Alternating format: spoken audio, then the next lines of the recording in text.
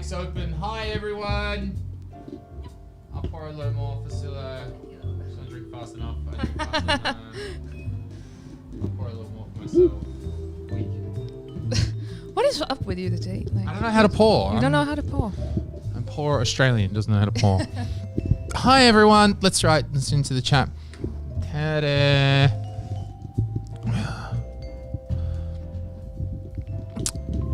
Hi, welcome. Here we go. Oh, that was a nice ending to the music. It just ended at a nice, appropriate level. Hi, it's Friday afternoon again. It's episode number 10. Yes, we are officially best friends now because you have put up with me for 10 months. We're super besties. 10 weeks. Months. It feels like 10 months. Yes, it does. It feels like 10 months. Silla and I. Cheers. What's up, guys? I know it's sunshine outside, but here we are. We're still inside doing our thing. Oh yeah, take that away. Where's the production value in all of this? I'll leave the headphones on for now. It's cool. I can hear Silla's voice in my ears. Oh. And pretend you're not sick of it. Oh. Who's jokingly got a low self-esteem? Oh, you do. Well, of course I do, but everybody's ghosting me all the time. Ghosting you? Yeah. Who's ghosting you? Guys? Guys, yeah. Guys are ghosting you. Yeah. It's unbelievable. It happens all the time. Oh. It's like, oh, you're that, Sille. Oh, there was another Sille-Kadri that we thought you were, but you're not. You're that Sille. Okay. Oh. Now I get it. Oh, you're the girl that thinks that she's funny. Mm-hmm. Great. That loud bitch. Oh, okay. So you think that you go for guys, and then the guys are all like, oh, independent woman who has her own personality. That's not what I was in the market for. And then they go, I'll tap out on this actually, one. mostly they ghost me because I don't put out on first date. Yeah. So then they're like, yeah, I'm not interested if you're not interested. I'm like, it's, I just met you. Okay. I don't like, no. That one I'm a bit, I can see him halfway on that one. Like, there's never been a time that you maybe want to, you're feeling it, he's feeling it.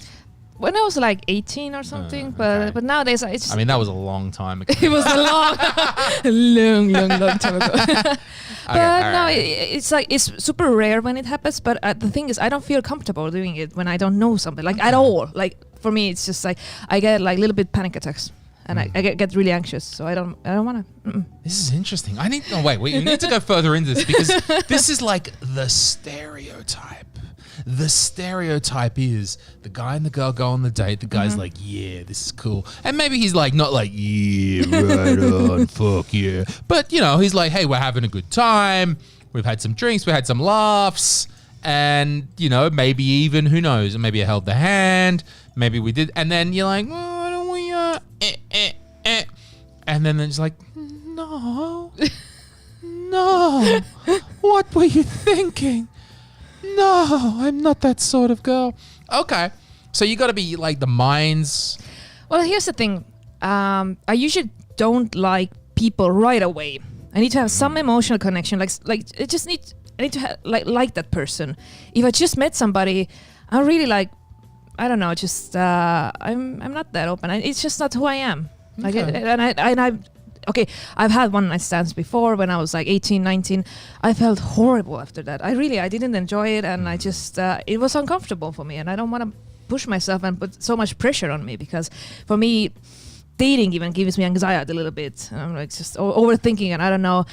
And I'm always like, probably he's gonna ghost me. Oh well, whatever. At least drinks. It's like, I guess you're not okay. So most of your dates you're not in the stage of your life where you're going to Club Studio and getting shit faced, and then finding a guy and like, you're coming home with me. Because that's meaningless. Well, yeah, but it's fun to ejaculate. But I have hands that work. True. By that same logic, so do I. Yes, I also have hands that could. So like, I'm good. I don't like things that are meaningless or that are not real. If somebody is like, they don't really like me, they just wanna, fuck me. That is like, I don't have interest in that person. I don't.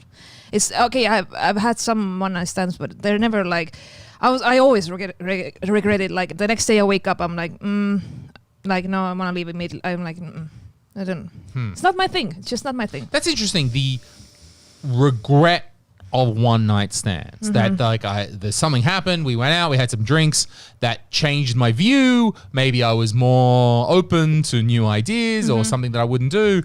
I slept with this dude, and then I wake up in the morning, and then I regret it. And that's. Well, here's the thing. Because I know who I am, and I know I don't like this, but sometimes I try to convince myself I should have some fun and loosen up and blah, blah, blah. And whenever I get into this situation, I'm like, no, it's not me. And I just feel like it's not true to myself. I love to go out and meet new people and have like, just laugh and have a good time and stuff like that. And when I really like somebody, like then I show interest in the person. Trust me, the person knows. If I like somebody, that person knows that I like. I'm sure of it. So it's not like I'm not really modest, okay, but but it's different. For me to be intimate, I need something more. It's not the looks or anything. It's about chemistry, and it's about like, I don't know, trusting that person, I guess. I'm not sure. I guess you're about, I mean, I guess it's the definition of intimacy. Okay, yeah. That what is intimacy? Like, I mean, if we're coming home for a one night stand, I ain't looking for intimacy. I just want to bang you. Like, I just want to, like, but that's, I guess, a different, like, what is intimacy? To be naked, to do the thing, to do the rubbing and the gyration and the good times. Yeah. That is a form of intimacy where guys just like, come on, I just want to. Because I was telling you, yo, Rando, it's more about the contents of the person. Oh, wait, Kaiser, I'm going to have to back up on this one. Kaiser says, it's more about the contents of the person. It's seeing beyond the physical. And I'll tell you this as I put down my copy of Eat, Pray, Love, and as I have thought about the greater forces in the universe. And oh my God, just let's have sex already. Let's just, more about connection. Yeah, look, to take the male standpoint in this argument, I realize now I've got Silla, I've got Kaiser there. You are fucked now. Yeah, I know, right. I realize I'm building Fort Knox around me with this argument. I get it.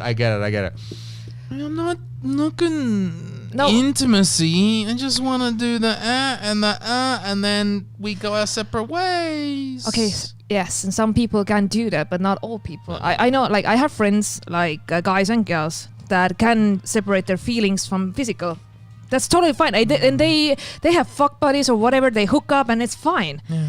But there are people who are demisexual, and if you're a demisexual, that means that you need emotional connection. Demisexual? Yes, that's mean you are between asexual and sexual. So that's mean like you can get physical, but it takes some time and some like emotions to be. How about demisexual? That's interesting. I didn't know that. No? Demigod, demisexual, denim jeans. I didn't know. I didn't know. Because I was having lunch with a friend of mine this week, and I was getting angry at her because she's all like, yo, I met this guy and we were going out drinking and this is before the pandemic. We're going to the club and, we had a wild night, and then I saw the guy, and I kind of knew him a bit before. So it wasn't a totally random hookup, right? And she's like, yo, we're crazy. We're doing the drugs and all kinds of shit. I'm not into that, but she's into that. So right on. And she's like, yeah, we were dancing at the club. And then we were like, oh, it's time to go home. And so he's all like, yo, we'll share a cab, even though they live in opposite sides of Tallinn. But doesn't matter. And then they get to her place, and he's all like, yo, I'll just have a smoke with you at your front door. And she was like, and then she goes to me, well, yeah, but my apartment was really messy, so there was no way I was letting him in. Oh. I'm like, what? Huh? Like, so nonchalantly, just like so matter of fact, like no matter what physicalness or we've been into each other or whatever, it's like, no, my panties on the floor, I'm not letting him in. Did she want to fuck him? Like, because it's like, I don't know. A weird excuse. It's me. It's like, oh no, he can't come inside and see my messy apartment. Bitch, you still have cocaine coming off your nose. Like, you were gyrating against this dude at studio, like, but no, he can't come inside because I haven't done the dishes. That's what I understood. It's somehow the house is the symbol for a woman, about the apartment is her and a reflection of her. And when it's like the studio, being at the studio, being at the club is one thing, but the apartment, because I was like getting all angry. I was like, just fuck the dude already. Just like, he's hanging out at the door. What are the signals you're giving to doggy? Like if you, like I've seen all those internet YouTube videos that they have a golden retriever and you put a doggy treat in front of it and the doggy sits there and he goes, and then you walk away and doggy goes, maybe I want to eat it. And you laugh and there's millions of views. And I'm like, that's a man when you talk to him and gyrate in front of him at the club. Okay, I would never do that. It's like leaning. No, it's like leaning on. It's like it's not fair. It's not like you're turning somebody on and then like, sorry, bye. Can't. I don't think that's cool. I don't know. But okay, so Sille's not at the club gyrating against dudes. I don't even go to the clubs. I'm a fucking hippie. Okay, like. Okay, you're not at the cafe gyrating against people. Like you're not. Okay, that would be. I would be kicked out. That'd be funny. That would be funny too. All right. I'm all about personality. I am Miss Personal. Okay, like what? It's all about how a guy makes me feel and like what it he is says. Yeah, it's true. And he can lie. It's exactly. No, it's actually more about like just the chemistry and like, does he get the kind of person I am, or does he just like, or is he into the look, or he doesn't just care? Like if I feel like somebody is being not genuine, not your authentic self, then I'm like, next. All right. So yeah, but usually I there's two reasons I get ghosted. It's one thing that I don't put out, and the next day I like disappointed. I was like, it's not you. It's just I said upfront that I'm just not. It's not my thing. But if you wanna like still go out with me and invest a little bit time, like I mean like fucking. Can we have like 3 dates? Okay. Like, wow. Have you had dudes like directly address this issue? Yes. That it's like, hey, we went out last night, but there was no Yeah. And he's like, what's up? Yes. Wow. Yeah. I mean, first of all, I guess kudos to him for addressing the issue and being straight up about it. Like, because he's like, I'm wasting my time with you if I'm not gonna get any. I'm like, okay, not so diplomatic. I'm like, I was interested in talking about it, but okay, that's not maybe the diplomatic wording I'm looking for. Yeah, well, I shouldn't hook up with 23-year-olds. So. Ooh, those younger guys. Ooh. There aren't any guys my age. What do you want? He's a younger guy. He's 23. He lives on ramen noodles and an erection. That's all a 23-year-old guy needs. He's like, give me more ramen, give me another beer, and then he's like, what? You don't want to? I mean, again, it's like putting the doggy treat in front of the golden retriever. Like, he's going to be like,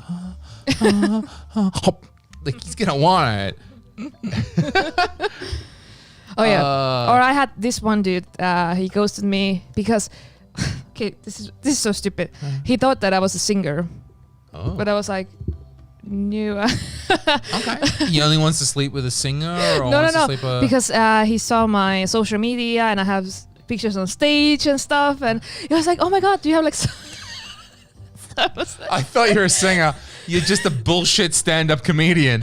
That's fucked. And then I was like, oh no, I don't even do karaoke. I just I have a podcast and I did some stand-up back in the day. And he was like, oh, cool. He was so disappointed. Like, isn't that funny? The way you get judged. Like, she's a woman on a stage. She has presence and authority, let's say, from being in the room, right? Okay, we're all good up until this point, and then it's like you go like, oh, the thing that's coming out of your mouth is the problem. I expected singing to come out of your mouth, but instead it was terrible jokes and stupid opinions, and so he thinks. And so no, now I'm not attracted to that anymore. That has happened to me like 3 times or something like that. I remember like 3 separate times. 3 times. Yeah, because, oh my God, you're a singer. Oh, what band? And I'm like, do you see a band there? Like, I'm alone with a mic or with Marianna on stage. There's no band. What the, like... Sille-Kadri and the Uberlets. And there's just Marianne in the background doing a little drum. What instrument would I play? Oh, I know how to play the flute. Okay. Oh, really? Ladies and gentlemen, you heard it here first. Sille-Kadri knows how to play the flute. Okay. Not surprised. See, this is why guys get the wrong idea, Silla. Yeah, I know how to play the flute. He's like, oh yeah.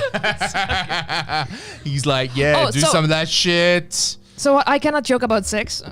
Yeah.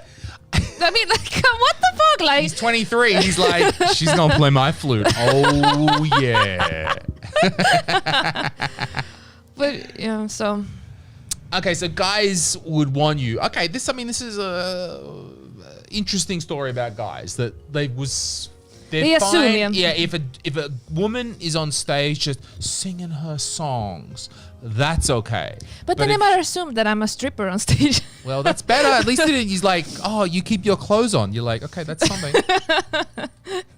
But if you're a woman who stands on stage and tells her opinions on things, this is not good. I think, yeah. But if you tell your opinion through the medium of song, that's okay. I sort of starting to get now why it's so difficult to be a woman. You can say the same thing, but apparently if you talk it, it's fucked. But if you sing it, it's great. Like, so yeah, so it's interesting, but I'm actually sometimes I'm glad when guys ghost me, because then I know that it's not worth my time as well. Sure. If they don't like me, they don't like me. That's okay. But the thing that I'm really pissed is that usually guys don't like give you heads up that okay, I'm not interested. Bye. They just like they unmatch you or what, delete you, block you, whatever. They just disappear like that, and they don't say like, sorry, it's not working, I'm not interested, blah blah blah, whatever. Like even if you say like, see, like, a crazy bitch, I don't think like whatever. Like I'm like whatever, you know. I know I am, and I'm special. So so I would be cool when somebody would just be like, yeah, sorry, like I'm not interested. But usually it's like I start to blame myself. I'm like, what is wrong with me? because guys like, act weird. He's like, oh. Yeah, and then I'm like, because I don't want to be ashamed that I have a podcast and I've done some jokes and some like, you know. But what's the okay, cool. Because again, you've got to work with what you've got, and I don't mean this because. No, I mean like what is out there. So who dudes are. So I agree, dudes could be acting better, but here's where there's two large common groups of dudes.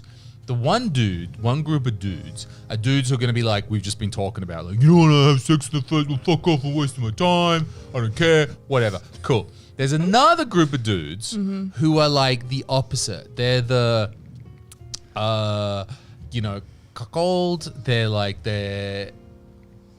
Do you mean the safe guys? Yeah. So there's going to be another group of dudes who's going to be like, oh, no, I don't want to sleep with you. No, it's fine. We don't have to. I'm just like, because they're not assertive enough. They lack a confidence. So you might then meet a guy who's like, no, Silla, I respect you and I'll virtue signal on my Twitter about that I also believe in this. And that you then will, he'll be like, no, we don't have to do that. No, we don't have to do that. And then a dude can be too subservient, can be too submissive in this scenario. And this is part of the difficulty for men, because it's part of the fun as well, don't get me wrong. Like, we need to pick who you are and at what level you're at, because, okay, fine, Sille-Kadri don't want to on the first date. We get it, it's fine. But Silla probably wants to by like the 5th date. You know what I mean? Like, there's a point where it's time to go, champ. But he's all being like, no, I'm sensitive and I don't want to push you any further than you want. And he's expecting you to be pushy, right? And as guys, we need to find that middle ground about, we need to, listen. Oh my God, we got to listen to the woman. Oh, they say such boring shit. What? But anyway, what? Oh, sorry. We need to. It's week 10, Louis. It's week 10. Like, fuck you. We have to find that moment where we're like, okay, now's the time to, hit a home run. I'm just saying from a guy's perspective. 1's too early, but 5's too late. think you're overthinking it. Yeah. And whatever, I was just got boring, so I'm gonna shut the fuck up and drink my sparkling wine. So, I mean, eventually you're going to have to, you know, I mean, at some stage, you would hope that otherwise that's a friend. I if get you're it. not, you know, Yes. sexually into them. I get it. And yeah. But it's just like for my, as I said before, I just can't hook up with the first time I see somebody. Like if I'm, you know, interacting and I see him time to time, like yes, it's gonna happen eventually, but it's not like bam right away, like, you know. So it just makes sense. That makes sense. So like, come on, really. You don't want to go out with me twice. I am funny. I am entertaining. Okay, this bit I get. All right, yeah. Like, come on, this is a come good on. show. This is a good show. You don't even have to pay tickets. You don't even have to buy my T-shirt, motherfucker. It's like, Imagine that a dude goes on a date with you wearing a Tissident t-shirt. that would be creepy. Okay, that would be creepy. Look, I'm into it.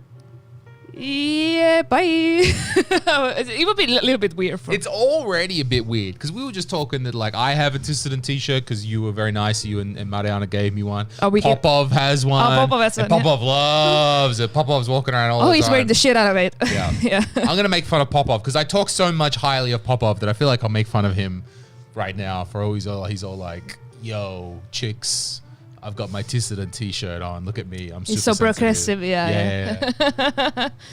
Hey, and ain't no shame in wearing Tissident t-shirt, but I've seen the photos and he's like, he got the biggest number. He's like 3XLs or something like that. We had just custom made for him, you know. Popov size. Popov, Yeah, sure. the Popov size. But I was just like, okay, at least when you're kind of post some photos, then tag us, you know. Because he's not using social media correctly. No, I'm joking. We love you, Papa. Thank you for supporting us. But it was funny to see him wearing the shirt because it's a nun, you know. It's just, but it's black and, you know. Fits. It Oh, fits. yeah, I got one of those. It's cool. Yeah. You know, Yeah, you were even in America wearing that. I was. Yeah, I wore it in America. It was nice. Yeah, people would be like, Right. They always worry about that in America. They don't understand Yeah. the joke. And so yeah. Oh, I could take a breath. Hi, everyone. Here we go. I'll reload the page. Wait, I gotta reload this. The numbers doesn't update. I don't want to be like, you know, really checking how many people are going, but it's great to just know a little bit about the number of people. Can you that are pass me watching. the cover? Cover. Booze. Boozy booze. We've got some people watching. How much is it? That's a good question. Randa was asking, where can you get a Tissident shirt these days from? On our website lehed.ee /Tissident. It's on Delphi. So if you Google, even if you Google our podcast, Okay, you can find it. then yeah, usually we put it on the description, like on SoundCloud stuff. We put everywhere, Spotify in the description that you can buy the T-shirt. So Okay. and how much is it? It's like $20.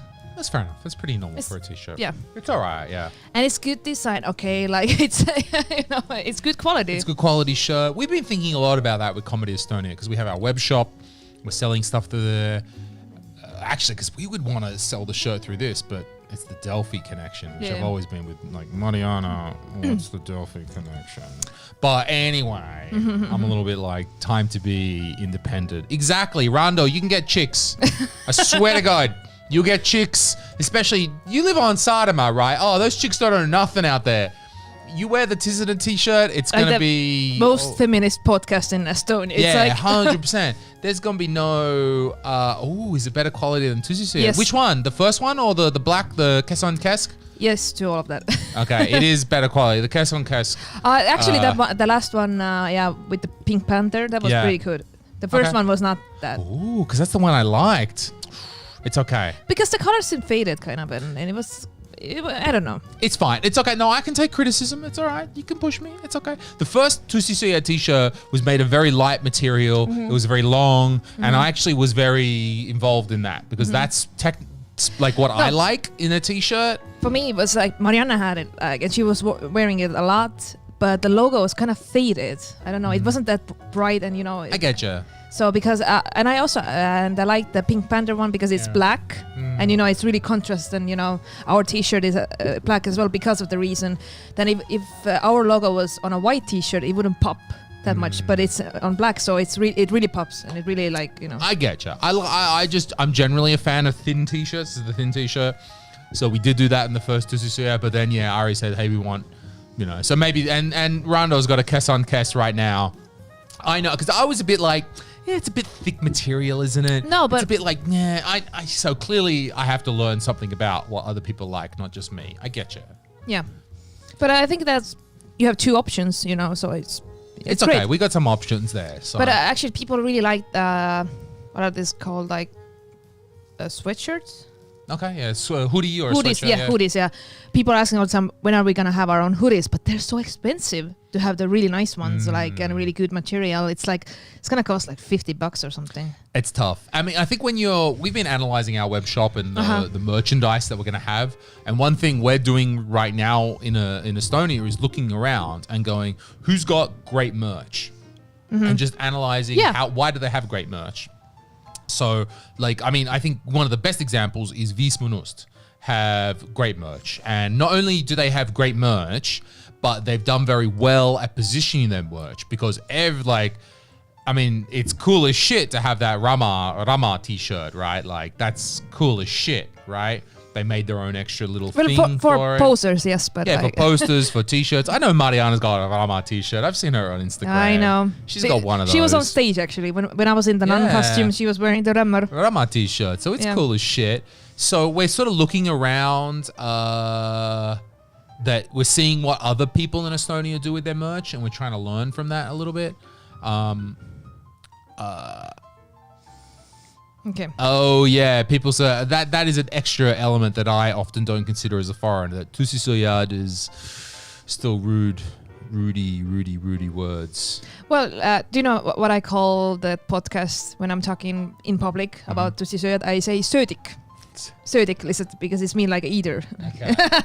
And it's really like PG like version if you're talking like in front of your grandpa. For some reason you need to talk about Tissident. I mean, that's such a funny thing because me as a foreigner, when I'm saying Estonian swear words, like they don't, like obviously I know. You don't register. They don't register, not at the same deep level.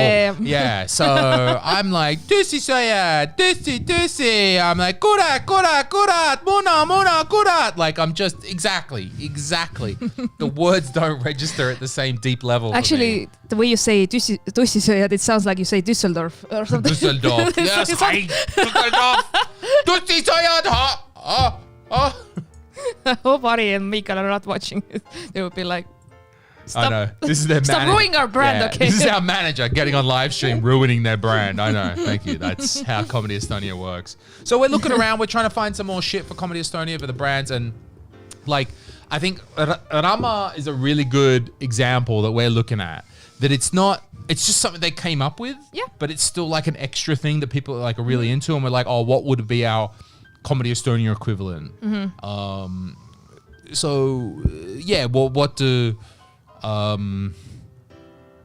thinking about quality and thinking about repeatability and how much people will pay.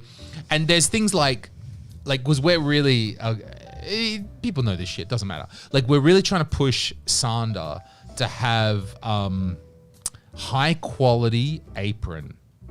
We want a Sander like high quality. Like not just some throwaway shit. Like this is a really nice, made of leather and shit, like really nice. And maybe we'll only sell like 10 of them. But it doesn't matter. As long as and they'll be expensive. We're not sure, but okay, we make 10, they're a limited run, and they're expensive, but they're actually really good. Made this little logo or something of Sander, and we're trying to come up with that real soon. And I think that will work. Yeah, because I don't know, do you know the design house like of Estonia and stuff like that? Because there's a lot of Estonian brands, and there's one brand that had really cool aprons, like really hipster, and they were actually all the time sold out because Father's Day, whatever, and people were buying gifts. Yeah, they're like, because they're unique gifts, you know. You buy something like, let's say you buy like a tie that was made by an Estonian designer from the forest, you know, like blah blah blah. There's always a story. There's always some forest shit, some fairies, some super ultra Estonian ethnicity, some shit, like, you know, and it's like always there comes a story. And I bought one watch that was made of wood, and it's also produced in Estonia. It was expensive as well, but it was really nice, and I love the brand and stuff. And I know that Estonians love those gifts.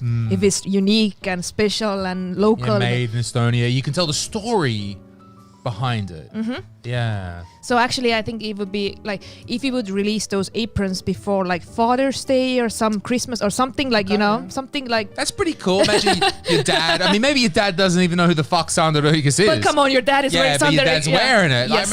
I remember when I'm a I was a marketing kid. genius. Yeah, this is a great point. When I was a kid, it was super cool. This was like, I want to say 97 or something in Australia. The coolest shit that you could have on your car was an Oakley sticker. Oakley sunglasses. Have you heard of Oakley? Yeah. You could have the Oakley sticker on your car. And for some reason, as the trends will go, that was the coolest shit that you could have on your car at the time. And I convinced my father to put an Oakley sticker on the back of his like company car that like the company paid for. And I was like, yeah, this is legit. This is great. And it's the same thing. Like I was still like, yeah, this is what we drive around in. And my dad was like, they're fucking sunglasses. What's the issue here? And maybe it's the same thing. Yeah. Like if your dad is wearing the Sander Rodriguez, chef's apron while he's cooking, that's like, yeah, that's called marketing, Yeah. You need to tell them why they need this shit for their fathers. So I think there's something. So we're trying to, because you know how hard it is actually to find a good gift for a guy. For me, it's always been a struggle because my best friend, I've known him for 19 years, and every year I want to top my last gift, and I'm like struggling because I have already given him everything. It's a struggle to find, because for me it's like Sille, some soaps and makeup and be happy, wine or whatever. Like I'm like yeah whatever. Wine. Yeah, it's like a case of wine.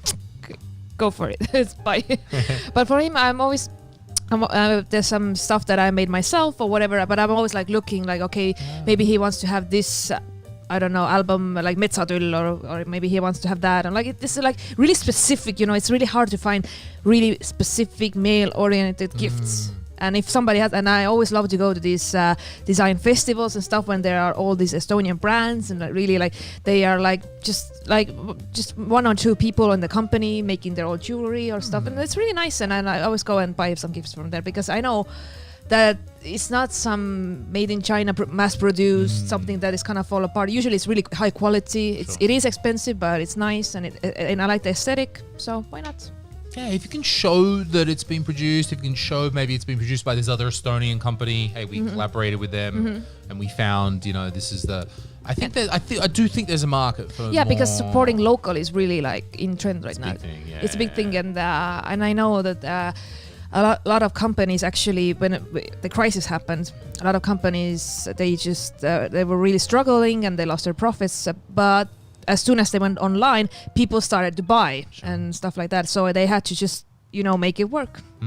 And he was talking a couple of weeks ago.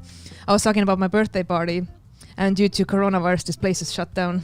When I was supposed to have my party, this place doesn't exist anymore. I was like, I just found out like yesterday. I was like, shit, like, I rethink everything. I don't know. Fuck you, coronavirus, But things are changing now. Like we in the corona, because now we're coming out of the lockdown time.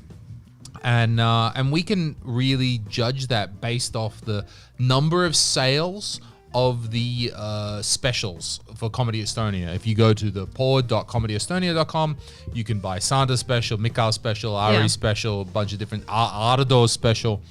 And you can buy them as files, so you get them straight away. And definitely there's been a drop-off in sales since shit's been opening up again. Since the good weather, since things are... And there was definitely an increase in that time. So we're kind of dealing with that. That's fine. That's just how it goes. We understood we went through a good phase there. What we had to do, I'm going to give myself a pat on the back here, by the way, in this next section. Well, it's your podcast, so yeah. Exactly. No, it's ours. It's 10 weeks, Sille. It's ours. Okay. Fine. Fine. We were using... Until we don't have t-shirts, then it's not mine.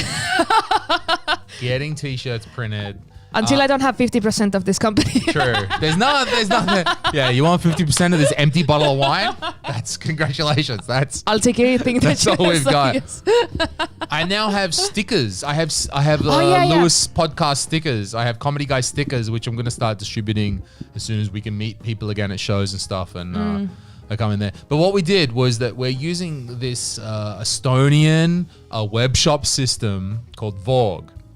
And it's a bit simplistic, Vogue, I found in the end. I mean, it's cool. They did work with us, but we found it was a bit limiting. And we weren't able to sell files. We weren't able to sell online files. They did not have no virtual downloadable functionality. Okay. So what I actually did is I found another service. So basically what happens right now is if you buy a file on our web shop, the order gets sent into a whole separate system that I went in and coded, and it reads the email. I coded it. I swear to God, I coded this. I believe you, but I'm like, wow. And it reads the email, and it says, oh, you bought Sander special, or maybe you bought Ardero special, or maybe you bought all of them, right? Or none of them. And then it sends you a separate email with the download links. So because Vogue don't have a download system, I had to write this separate thing which reads an order and then works out and says, oh, they ordered Arto, they ordered Sander, they ordered Ari, and which one? And then sends them another email with all the appropriate links so they can download. Because before that, what was happening is that our web shop officer, our web shop manager, Hellerine, my colleague, like we had to get an email and then like look at it and manually hit reply and send them an email, and that shit was taking forever. Yeah. So now we have like this automated system, but I had to do some nerd coding myself. And I did that at the start of the lockdown, and then there's been some good sales in the lockdown. Okay, that's nice. Thankfully. Yeah, that's cool. No, really, because can you imagine like the bars? Like, they had to sell their cocktails and deliver to the customers' homes because they couldn't go in a bar.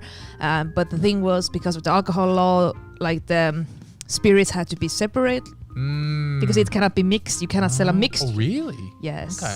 So what you can't? So it's got to be separate. Let's say you have like old-fashioned cocktail, like with whiskey, and you have to put the whiskey like separate from the mixer. That's kind of fun because then you get to mix it yourself at the end. But okay. But it's a lot of packaging and measuring.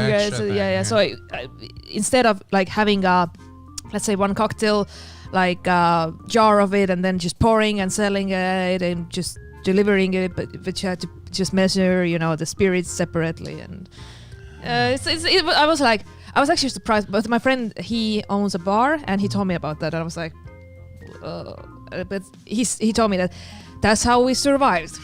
Right, and now we're coming to the end of it, yeah. which is the nice thing. I mean, true. because for me, I got to talk to Karel from Möku and Tartu and ask them about how they're doing. And when I talked to him, it was like deep in the middle of lockdown, and they were doing deliveries. They were doing that. I mean, actually, that's very funny what you said about not having mixed drinks, because Karel told me that they were delivering Sparta. What's that? Sparta is the worst drink, like the classic Möku drink. Like, okay, maybe it's Starter. It's the drink that is like you wake up in the morning and you go Sparta. Like it's like just alcohol upon alcohol. What? I don't know. It's a mix of like absinthe and all kinds of alcohols. Ooh. Maybe if you have all the spirits mixed together, they can deliver the spirits mixed as one, and then there's like one drop of spritzer, and it's like, okay, here you go. Because that was one thing, because at first, like my friends, they were doing like, they had cocktails, they were selling it like, let's say you have a 6-pack of cocktails, they were delivering that to your home, something like that. But then they got an email from some department of alcohol and tobacco, Fun killers. Yeah, they were like, like you cannot do that. You have to sell like liquor, like spirits separately. You can sell like beer and wine, whatever, in a bottle, But if it's gonna be like, you cannot sell a mixed cocktail to a customer, like you cannot deliver like that. And they were like, what? Like they were so pissed, like but they made it work, and they bought this little, where they put the tip, the sauce or something. They bought this. That's funny. Yeah, and they just put it separately. Here you go. And then they had like this kind of online. You're gonna like try different spirits and try whiskeys and mixing, and they teach you how to make a cocktail. And yeah, it was really innovative. Actually, I was really like, okay, you buy this kit and you actually make your own cocktails at home, and then you have a professional bartender on Zoom showing you how to make it. That's cool that he will have a separate session with you once it's delivered to help you. Hey, that's cool. That's even better. That's what people want. People want all that bullshit. Like, that's way more, not that bullshit. Like, that's way more fun. It is fun. And like, you know, you're at home, it's like Tuesday, making making my Thai, pina colada, whatever. That's so much fun. Sparta. I mean, talking to Kart about Sparta, like Sparta is so legendary that when, as Comedy Estonia, when we go to the Edinburgh Fringe Festival, which is the biggest comedy festival in the world, it's in Edinburgh in Scotland, and it's supposed to be every August. And we go and we see all of our comedy friends. We see loads of comedians who have been to Estonia over the 10 years that they've been happening here, you know, so we see them and we talk to them. Like, so many of them, they look, I swear to God, how many times has this happened? They look at me and they go, Louis, Sparta. No. They've been slayed by Sparta in Tartu. They've wandered around. They don't know where their hotel is. They've wandered off with some random chick or guy, depending on what their preference is. And like, it's been a great tourism slogan, Sparta. It's the first word I get of so many comedians. Tartu is Sparta. Tartu is Sparta. Tartu is Sparta. Sparta is Tartu. We found Sparta. Tartu is Sparta. Sparta is Tartu. We should tell this to, what's his name, the mayor. He'll love that shit. Ormas class. Ormas, my buddy. Ormas is my man. I love Ormas. We talk all... I do a bunch of different conferences, and Ormas... Glass is always there, and he's all right. I like Ormas. He's a cool dude. You know, he's all right. And Ormas, buddy, it's time to do Sparta is Tartu. Tartu is Sparta. Yes, because that sentence from the movie 300 is so legendary. You know, this is Sparta. Yeah, like, and now it's like. No, like, this is Tartu. This is Tartu. This is Tartu. This is it. Carl, you got your new marketing slogan right here, buddy. It's for free. No problem. You're welcome. You don't need AIS, you know, to do your advertisement for. It is. We're trying. So we're going to be doing well, okay, let's get into it. That it's from June 1. We are allowed from Monday. Monday. Shmonday. Shmonday. Schmucking it on Shmonday. We're allowed to do shows again. Yes. So we're going to be having open mics. Monday is 6 o'clock, 6 p.m. on Monday at Hiu Pubi in Numme. We're going to be doing an open mic. There's probably going to be a late show as well. Look, we don't know. Will people turn up? Probably. Will enough people turn up that we do a late show? Probably. We're not sure, but we'll do a 6 o'clock show, and we're willing to do an 8:30 show if people are still hanging around. Probably they will be. Tuesday, we're not sure, but then Wednesday, Thursday, we're doing Gang Club in Tartu. That's definitely 2 shows a night. And what we've done, because we want to be Yuri's laws. We're down with Yuri's laws. We're trying to do the best laws. So what we're thinking is, like, the show is at 6 o'clock. At 5:30, we're going to be standing out the front of Gang Club, and we've got 50 tickets. And we will hand out 50 tickets. So you only have to line up in the outside, in the fresh air. You don't, because the problem is in Gang Club, you know, you got those stairs, you're going up the top to the room, you're all packed in and shit. We don't want that. Yeah. So we're going to be standing at the front with 50 tickets and be like, okay, cool. And then those 50 people, they're the ones that will be allowed in. So you know, if you are 51 and 52, you don't have to go inside and get corona and die from being in there.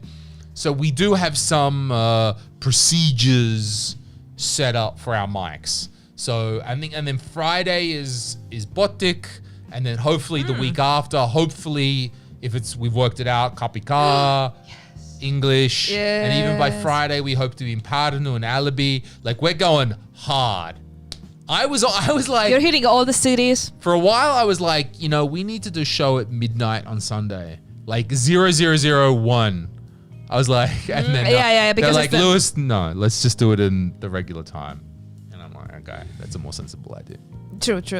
But yeah, on Monday I haven't been to Hiiu in a long time. Let's do it. And I was thinking to visit my grandpa. Grandpa. Okay, Grandpa lives out there, doesn't he? Yeah, he actually lives super close there. Okay. And yeah, so. So you can visit Grandpa. Do you Mike in Saaremaa? Rondo, I'm gonna get the. Isn't that still Corona Island? There's more Corona in Saaremaa than in the European Union or something. Isn't it? Oh, Sorry. It's like, sorry. Hey, do you want to go to the place where everyone's got Corona and do a mic? Because if you look at the map, there's Have the a few statistics. weeks. Yeah. There's the statistics. Then like Saaremaa is completely blue. It's like the most virus. Blue is bad. Yeah, blue is Corona. Blue is Corona. Like the most Corona. Most Corona is in Saaremaa. Like even Corona is gone. Rondo, Corona is gone. That is what someone on Saaremaa would say.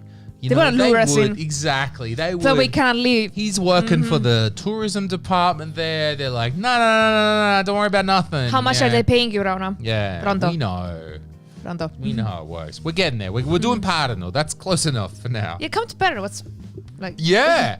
If Saaremaa's so great, you can come to Pärnu, huh? If you're allowed to travel now.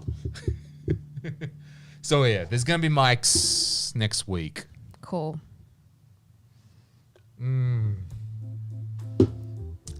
Did he just call us my dudes? Yeah, what? You're a dude, aren't you? You don't put out on the first date, you're a dude.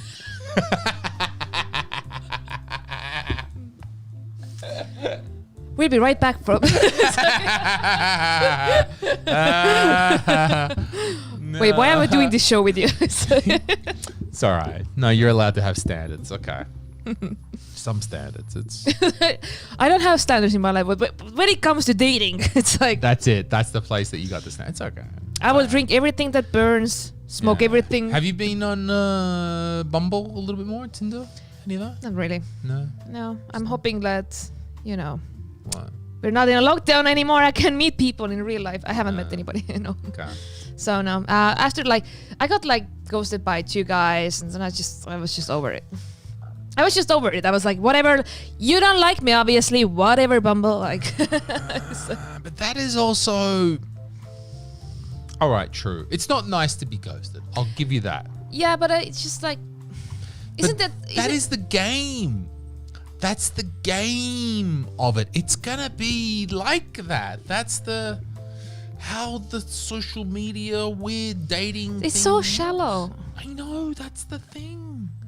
If you accept it for what it is, then yeah, I'm gonna match with that dude. Like, if you're sitting there as a chick going all like, oh, he doesn't talk with me. Like, do you know what it's like for guys? Like how many, to us, Tinder is just a rejection machine. It's just a reject. But we're so horny that we sit there and we're like, nah, I'll give it another go. Fuck it, I'll give it another go. It's a rejection machine. And if you accept that that's what it is, like, why isn't that chick? Like, okay, we match on the platform, and then I understand as a guy that it is my duty to say something first. It's not. But nevertheless, Okay. I think it is as a guy. Let's say we match, not you and me.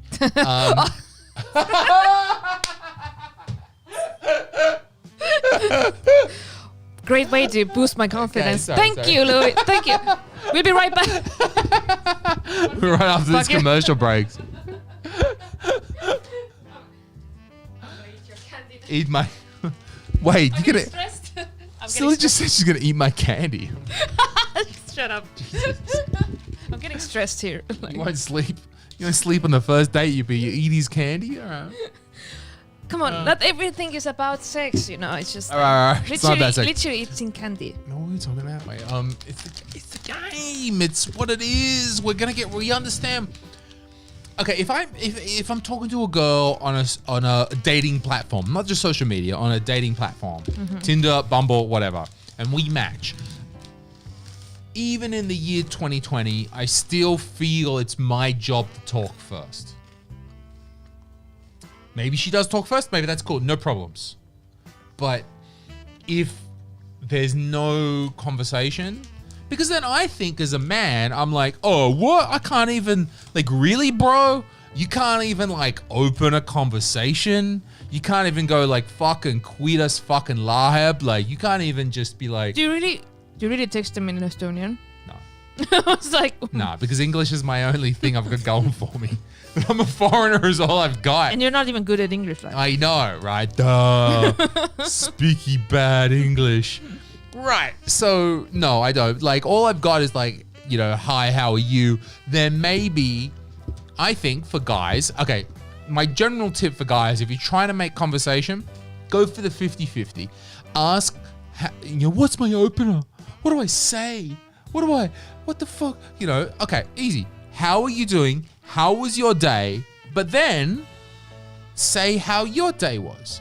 Always 50-50. Ask her a question, but then answer your side of the question. So that you're asking, so prompting her, but then still, you know, giving stuff over yourself. So I feel it's I still feel like it's my thing that I have to just be like, hey, how are you? Hi, how are you? How was your day? My day was good. I went to work. I came home. I jerked off. It was a great day. My tip is like, don't try to be funny. That's my job. Oh, okay. So no jokes on the because first you don't opener. like, you don't, I don't recommend that because it can go either way. It can be hilarious. It can be like, right. I get you, like, you know. Yeah. But it can be like, what the fuck are you talking about? It's just, or too, it's trying too much or too hard, you know. It can be like, because sometimes, somebody texts you, it's like, what is this such a, I don't know you because you don't know because you don't know. Yeah, the thing is like, I don't have context, I don't know you, I have never met you, and you text me something so random, like, out of the blue, it's like, right, because the guy's trying to be funny. He thinks he's been, I've got to say something to grab her attention. When actually all you need to do is just maintain a conversation with her. That's all it has to be. But he's trying to be... Yeah, it's like the way I started the conversation in Bumble. Yep. It's like, I saw something in the profile that I liked. So I usually asked a question about that, or just I was like, hey, I really like something, whatever. You into this kind of stuff, and I'm like, I'm also like into that, or whatever. I just started like, there was like a French guy.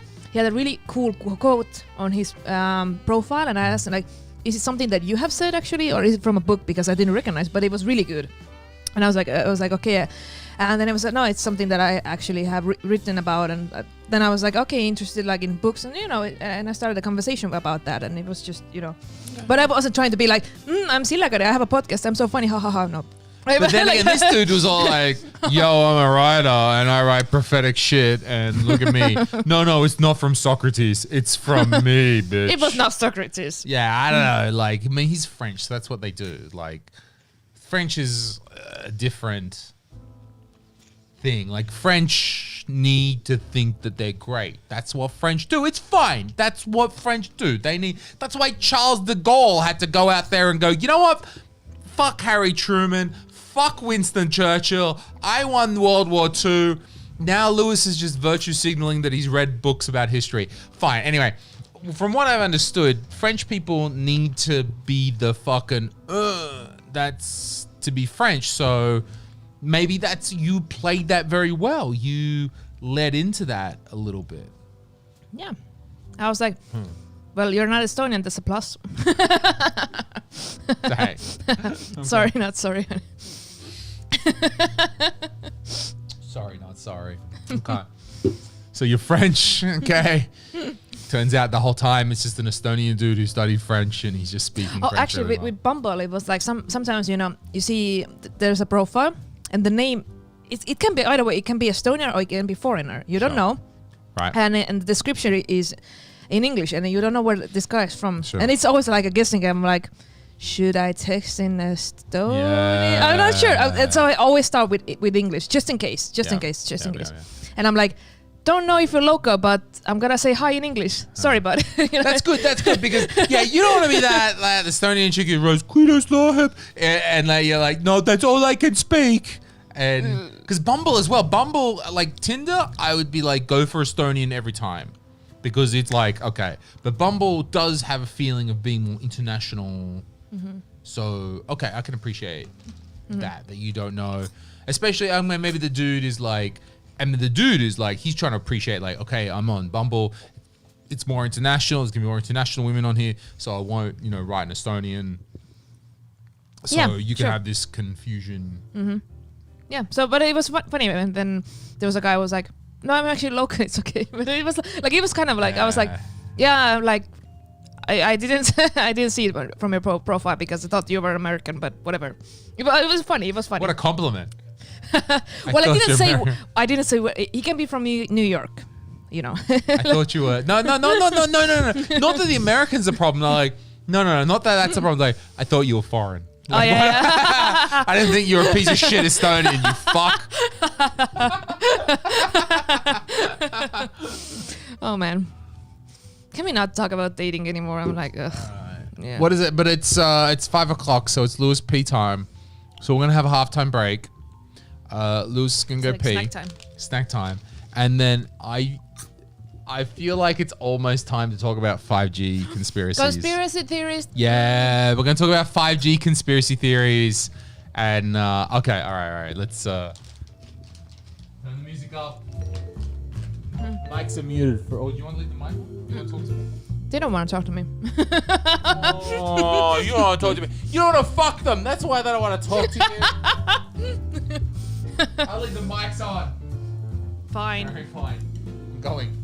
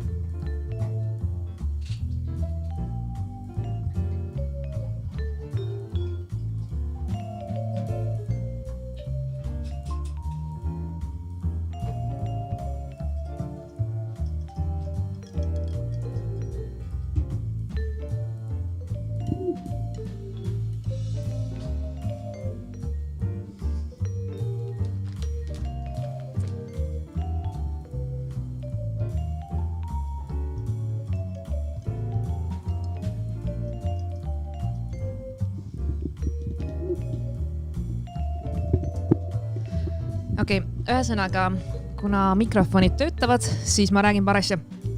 Kui te tahate kaasa rääkida, siis me hakkame Louisega rääkima nüüd vandenõuteooriatest.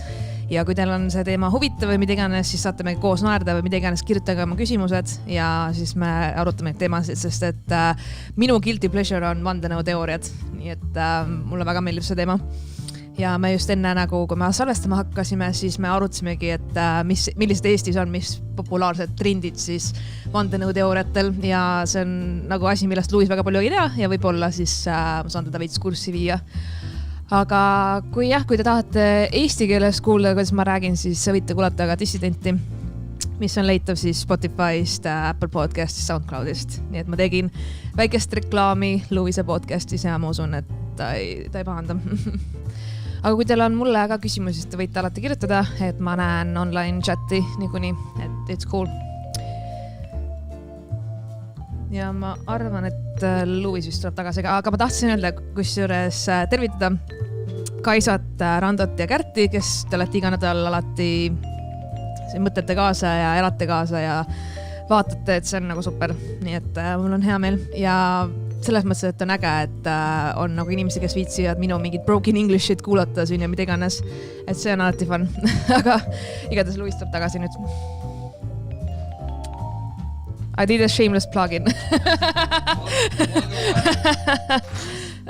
I would say to any person, just plug it. Plug it. Plug it. Yes, I stole your wine. No, please. No, it's great. Everything's looking good. Yes, have some snacks. Yeah, I don't have weird chocolate. It's not weird. It's cool. I'm good. No, it's fine. No, it's no disrespect. All right. Okay, we got the extra bottle of This is what Sille brought. It comes from Spain. Cava. Cava. Gordo negro. Negro. Okay. Just say negro. POC. Louis Right. POC. And then we've got Jacob's Creek from Australia. It has a woman that says drinkaware.co.uk. Are you pregnant? Don't drink it. You pregnant? No, it You says. You don't put out, so you're not pregnant. I would be really surprised if I was pregnant. Like, I would be, what would happen? Immaculate exception. I would be like, okay, Jesus is real. No, this is the return of Jesus if I'm pregnant. It's more, it's more ice. Wait, Do we have any more ice? I'm sure there is. Oh, sorry, I gotta. Because we didn't tell the people how we were preserving the ice. Oh my god, this is. So what we're doing with the ice, we didn't have an ice bucket, so we're using the helmet from Bolt. So Oh. well, there we go. So that's all we had is an ice bucket. So literally, yeah. It's sticky. It's sticky. Oh. Like, Velcro. that's so nasty. Oh my god. It has, like, literally, it has your hair. No, I didn't wear it for long. I mean, I didn't wear Okay, it. here it has your ticks. I didn't wear it for long. If that's any consolation? Constellation? I don't understand English. Okay, thanks guys. We're back. There's no head lice. Fuck you, Rando. There's no head lice. I only had it on. All right, so we've got some ice. Some ice and head lice. That's the name of it. Look who's handy with the English, with the puns in English. I'm a poet. This is my new book, like Ice and Head Lice. Coming soon. All right. So we were concerned about. We were concerned about the 5G conspiracies I are love a the- real thing in Estonia. Yes, there is a group. There's actually 3 groups in Estonia. I did the research. So those who don't know what 5G is, it's like, I don't even know how to explain it. What is 5G? It's like Well, I mean, the phone. Your phone uses 3G, Yeah, 4G, yeah, but- and it's the next one. Whatever the next technology along is to make it faster connections and shit. But for some reason now with 5G, there's a lot of drama that it Right. causes, like headaches, autism, whatever. Like, I don't like, you know, it 5G. it causes, like, yeah, whatever. You cannot have it. It's really bad. Like the electromagnetic levels are too high. Whatever. Sure. Vaccines. It's yeah. It turns you gay if you have 5G or something. I don't know. Yeah. So yeah, there's a lot of drama, conspiracy theories about 5G, and we shouldn't have the masts, and it shouldn't be anywhere near it, and blah blah. So there's like Facebook groups. They're private, so you cannot read what's the content. But I actually, when it was founded, I was just looking it up because they are mapping out where are the 5G masts. That's cool. And they have a Facebook group, and there's like over like 1,500 people. Cool. In Estonian ones. And this was very interesting to me, that they're Estonian ones. And they're not Estonian, but they've at least got an Estonian title, even though the links they're sharing are mostly English. But you can see that whatever, they're targeted. They're trying to target Estonian Yes. people. And there's like this one dude who's taking pictures of himself in front of the mast, or it's like a weather, like some mast, or I don't know, or like sun panels, whatever, solar panels. It can be like solar panels or whatever, and he's like, oh, I'm feeling affected, and it's not even turned on. Like, how can you feel the 5G if it's not turned on? Then I'm like really confused. But the photos and the stories were so funny. I was just reading it through. I was like, what is this dude about? And he's like, and he has a website, and he takes himself super seriously. Like, I'm so serious, you know. So they're all, yeah, it's super weird for me to think. I mean, first of all, like, oh, I don't know what's going on, but it's so turned on. Like, I didn't even know what's happening, but I'm turned on. All right. And I'm measuring the levels, and the levels are 20% over the maximum. What levels? What are you talking? What are you measuring? On the radio spectrum. Yeah, the 5G conspiracies are fantastic because, I mean, I feel like most reasonable people understand that it's all shit and that we're in this cycle in the world right now where they're trying to make, you know, these worries about things. And it was the vaccines are a problem, and now it's what's the next thing? It's the 5G. Yeah. And my favorite is the Bill Gates calls the 5G. I'm like, what? What? Oh wow! What a simplistic knowledge of IT do you need? Bill Gates. Who's with the IT? Bill Gates. Bill is in Africa helping like Yeah, cure malaria kids or something. Bill Gates hasn't been the CEO of Microsoft for like 18 years. But no, it's Bill Gates making the 5G corona vaccine or some shit. and it's very fascinating for me that on some level I understand that Americans think this. I even understand that there are some dumbass Australians that think this. But that then there's Estonian people that here in the country of Estonia will then listen to that and believe that. And they're like, no, I've just signed on with my mobile ID. I've signed on with my mobile ID so I can complain about 5G. It's tremendous that it would posting it online and yeah, and that there are these groups.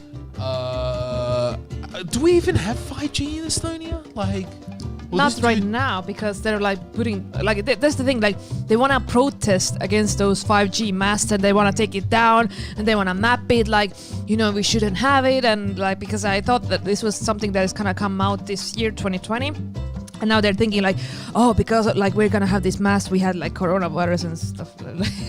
Like it's like everything is connected, you know. It's like you know, the government is out to get you. I'm like, no, only if you're a foreigner, then they're out to get you. Then they're out to get me. I'm real sure of it. It's fine. But they're not like they don't want to conspiracy. destroy all of us, you know. It's Just the white people. Yeah. That's great. I've been out in the sun for like 2 hours and I'm darker than most Estonians. So that's great. So I'm the dark guy here. Yeah, it's something you usually associate with foreign crazy people. And you read about news like crazy fat Americans going to Walmart. But then to hear that there are people in Estonia flatter this. and then you don't know how much of it is the bots. You don't know how much of it is because especially some of these groups. That's why I wanted to. I love that. Yeah. Oh, we don't want that. But okay. People can't have my friends talking to me about drugs. Right. Where was this? Wait, I'm trying to. No, the one on the. Oh, I think it was down. What are you looking for? The picture of him at the 5G mast. Yeah, that one, yeah. Yeah, this is hilarious. So, wait, I'll try and turn this on to the stream. Okay. This is now we're seeing my Facebook. And this dude writes like, yo, I got the 5G mast. Behind me, and it's like 20 times over the extreme. Oh shit, that's too much. Yeah, you know. Already this is like too much. This is too much text. And he's all, where is that? I don't even know where this is. I had no idea. Is that Vimsi? Is that the water? No, that's Vimsi. That's the water, and that's a box house, so it's clearly Vimsi. Because all those pseudo-rich idiots in Vimsi have box houses, because in the like 2000s we thought that it was cool to have box architecture. So he's gone down to Vimsi. So first of all, like, dude, what are you doing hanging out in Vimsi? He's probably some rich kid. Exactly. And is he like going like, oh, my head, oh, it's tough. Like, oh, I can feel the waves. It's not turned on, but I can feel the is waves. that a 5G? Like, I'm not sure that they put 5G on like a street Lamp, thing, yeah. a street lamp. Like, you sure you just didn't have a hangover last night? Well, it looks like, yeah. So this is just I don't know. ridiculous. And And like, the text is so funny. It was so funny. It's a lot, but I read it through. It's so funny. and this is like one of the people that's pushing forward like 5G. I don't want to point out people, but kind of like, you're an idiot. Like, maybe you're a bit of an idiot, dude. And I love his work experience. It's like when you put like on his profile, his work experience is like Spiritual World 2016. Oh, it's very good to be spiritual. Look, I don't want to pick on this dude too. Yeah, but Look, like, but he's single, but but cool. But it's just like, oh, really, bro? You were getting a headache when you went next to the 5G tower? I don't really know about that. I'm skeptical, is all I'm trying to say. I'm skeptical that you went to a 5G tower in Vimsi You sure you just didn't have a headache because you're in Viimsi and you're surrounded by about a bunch of rich pricks who like don't know architecture? Is that the really? Or maybe you were standing too close to the road and you got hit by a fucking car, and then you thought that 5G is a really big issue or Yeah, something. like we believe. It's so funny that like how people can be led that. Come on, you're in Estonia. We think like you kind of think like come on. No, but I'm like, how does this dude want to monetize this idea? Ooh, okay. Because so you're I'm looking for the. Because I'm okay. Economy bitches, you know, you're always like, because whenever I see something that, oh, you should avoid that, or you should buy this, or you know, like when somebody's always like being like this is bad, this is some conspiracy, blah blah. Then I'm always like, how do you want to monetize that? Because I think there's always He had some something. books. That guy had some books. We saw. He had a didn't website, books, and some donations. Okay, you want to flog your book. But On one hand, it's like free market and stuff. And yeah, you true. can do it. Okay, you want to grow a thing and you want to make a thing and be like, oh, so I'm really in touch with the 5G conspiracies, so buy my book. But then again, you're like, bro, you're in Estonia. Like, if 20 people buy your book, that's good sales. And you've made, you know, the most money you can hope. Like, no one's buying your book. It's Estonia. Popular books. No one's buying your book. Yeah, like. Well, maybe he's gonna start selling crystals and stuff, Okay. you know, and like some, yeah. I need some crystals. Okay. Can you sell me some crystals, bro? Well, you know, have you seen that documentary Behind the Curve? No, I haven't. What is it? It's about flat earthers. Oh. It's okay.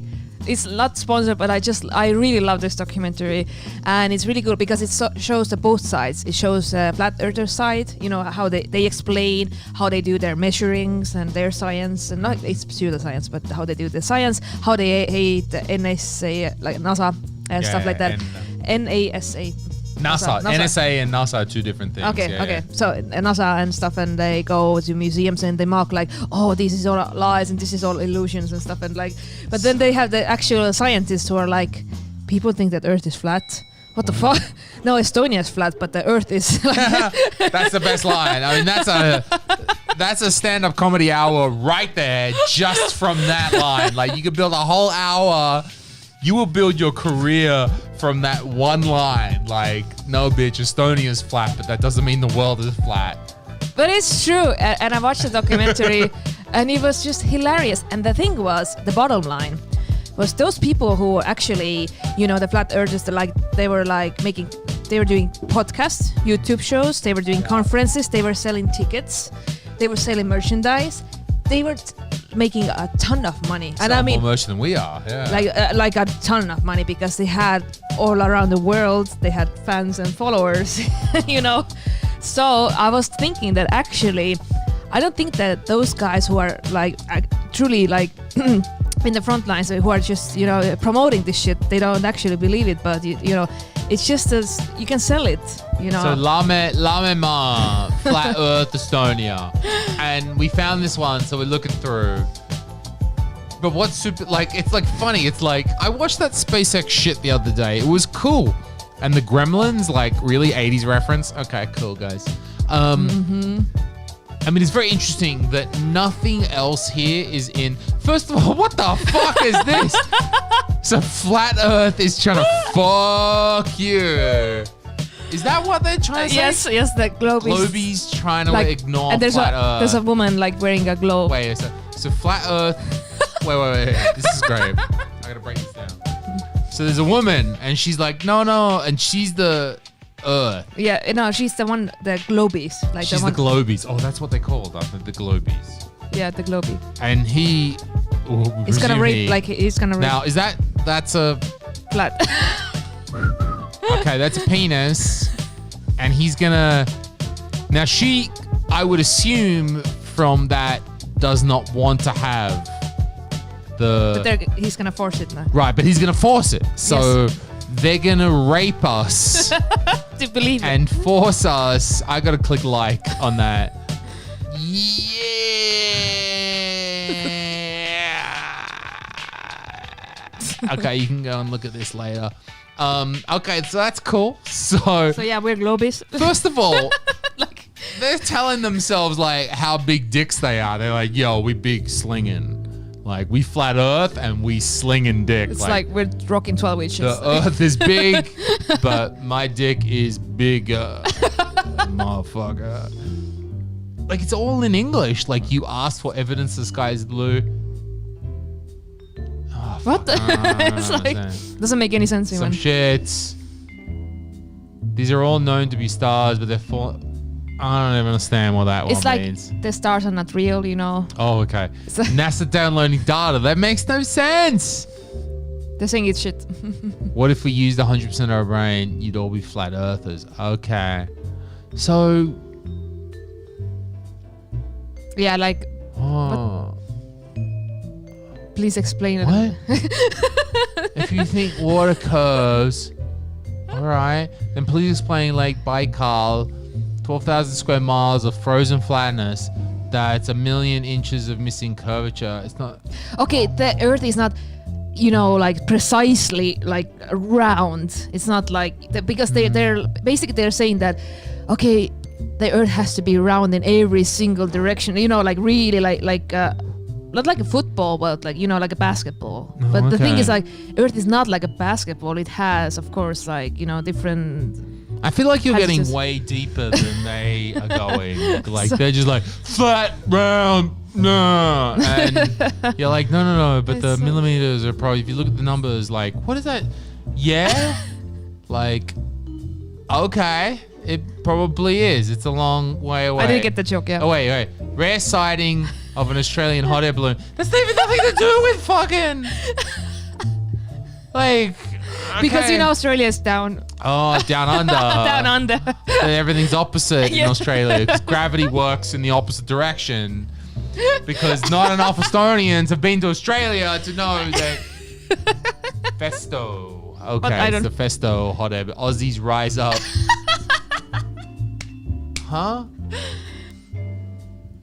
Look, Aussies rise up. I'll tell you when Aussies rise up. When it's 3 a.m. at Club Studio. And they're saying, and like, I'm drunk and I've seen some hot chick. That's when Aussies ride up, motherfucker. So in that article, the one bit. Globetard logic 101. Fences disappearing over the curvature of the earth. What? Oh my god.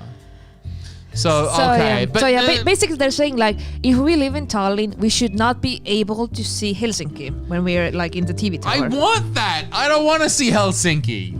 I'm happy that the world is curved and we can't see. All right, well, I'm gonna cancel the screen back there. But it was fun. Just It's so retarded. I'll reload that. Yeah.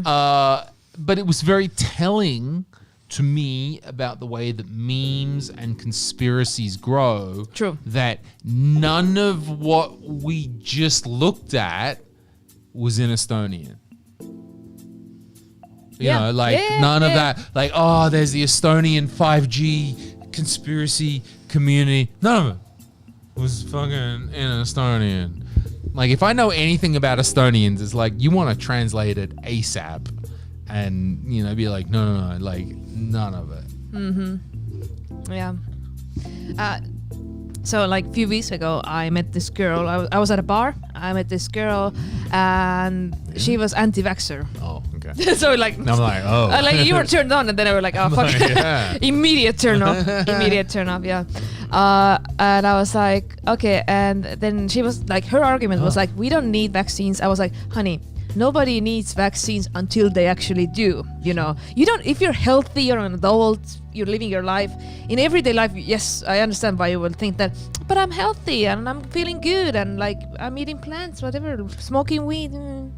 You know, like I don't need any vaccines. But the thing is, like, yeah, but when you go to like you travel or whatever, and you get like a malaria or some shit, like trust me, you would need that vaccine. So it's like you So you're think like, honey, you've been sleeping with too many Estonian dudes. If you want to go to foreign places and get some real dick, then there's gonna be side effects. yeah, somebody needs to fuck your brains back. Yeah, to, you've been living not in brains out. you've been living in Pulliver for too long. All right, if you want to get some real dick, okay, then you're gonna need a shot. Yeah.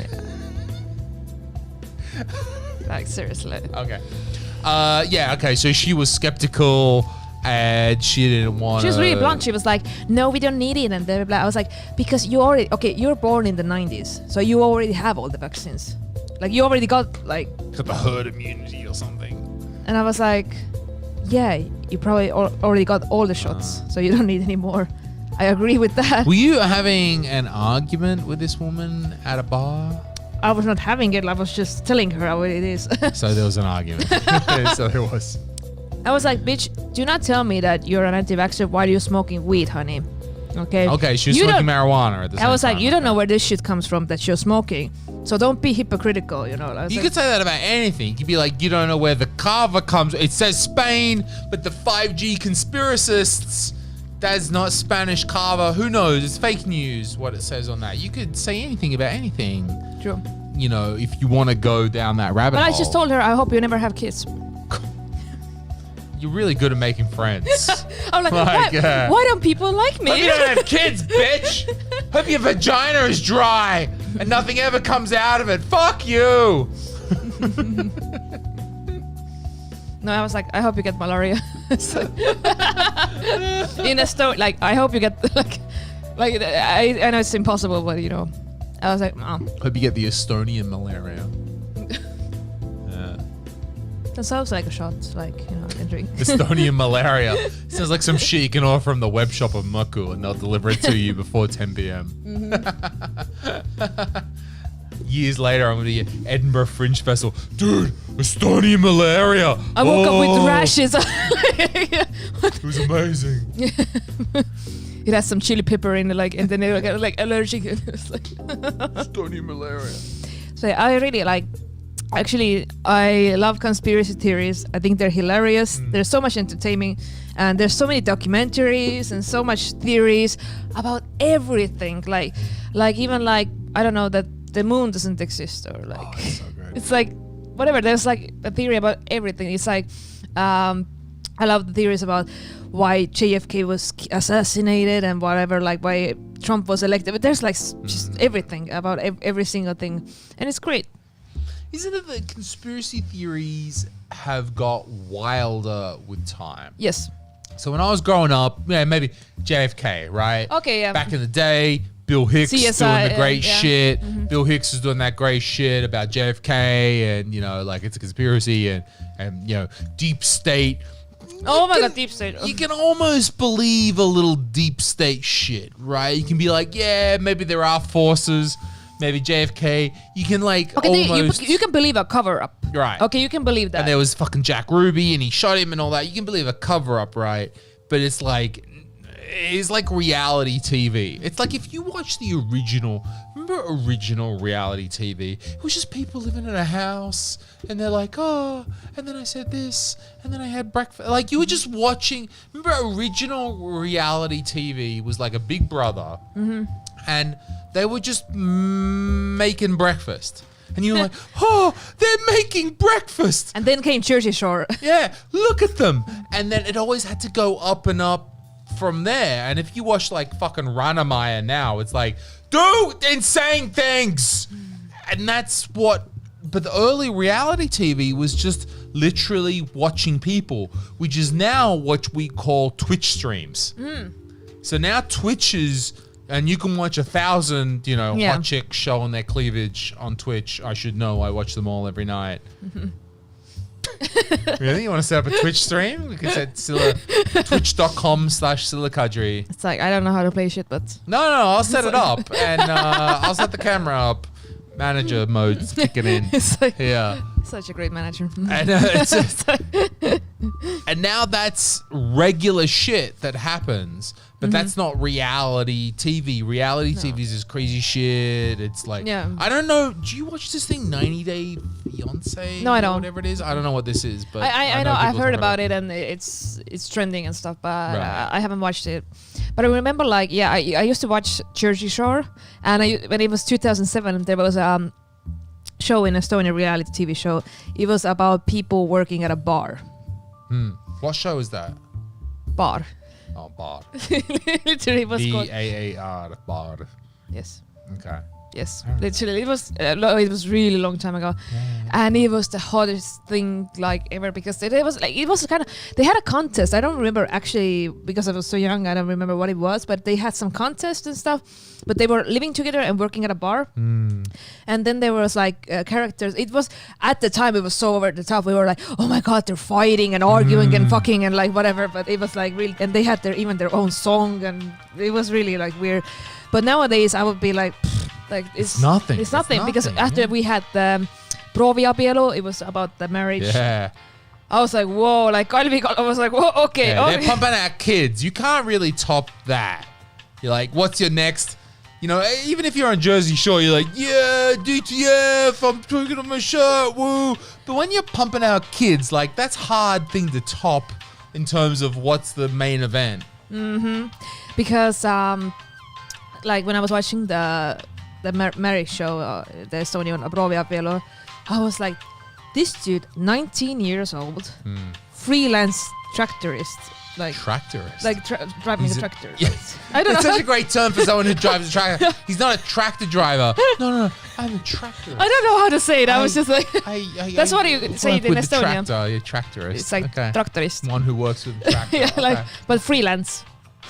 He was freelance.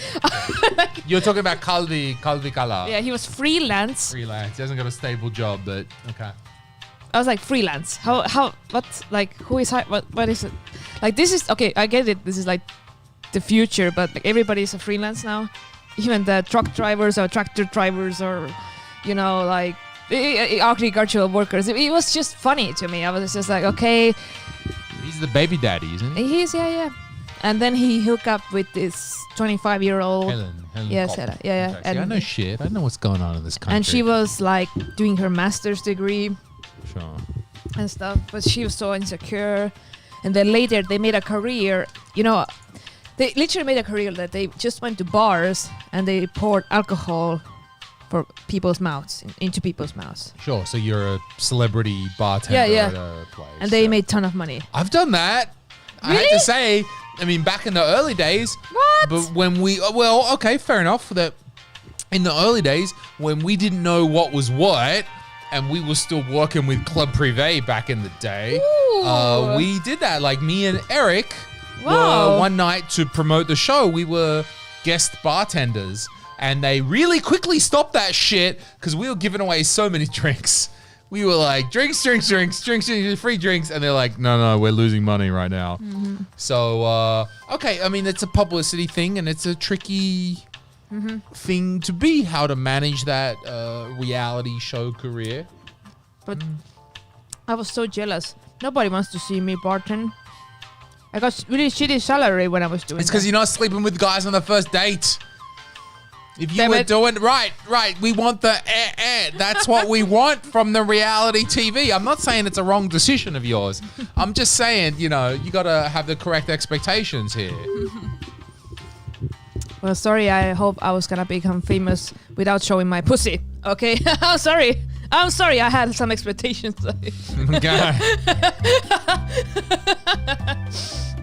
Like,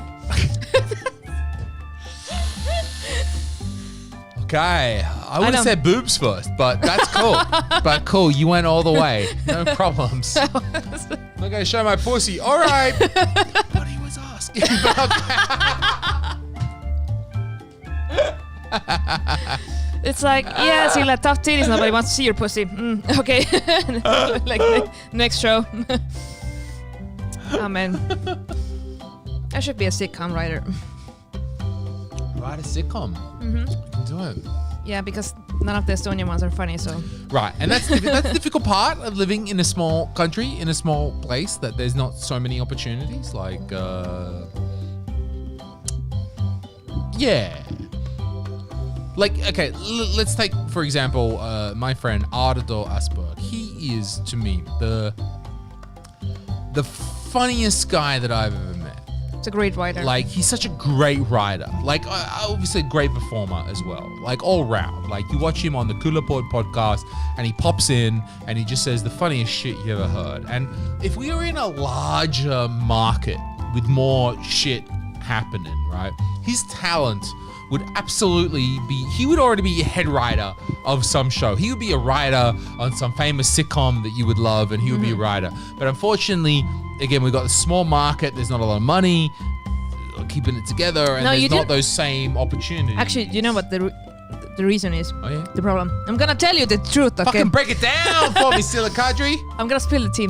The thing is, if you wanna really be in the movies or in the theater or whatever, you know, doing not stand-up comedy, but like you wanna be like a writer on television in Estonia. The thing is, it's a really close circle. It's really some elite. It's the same names, the same faces all the time, circling around. So if you haven't been studying it, and you haven't, like, if you're not in the group, you're not interacting with those people, you're not like there in the inner circle, you're never gonna make it.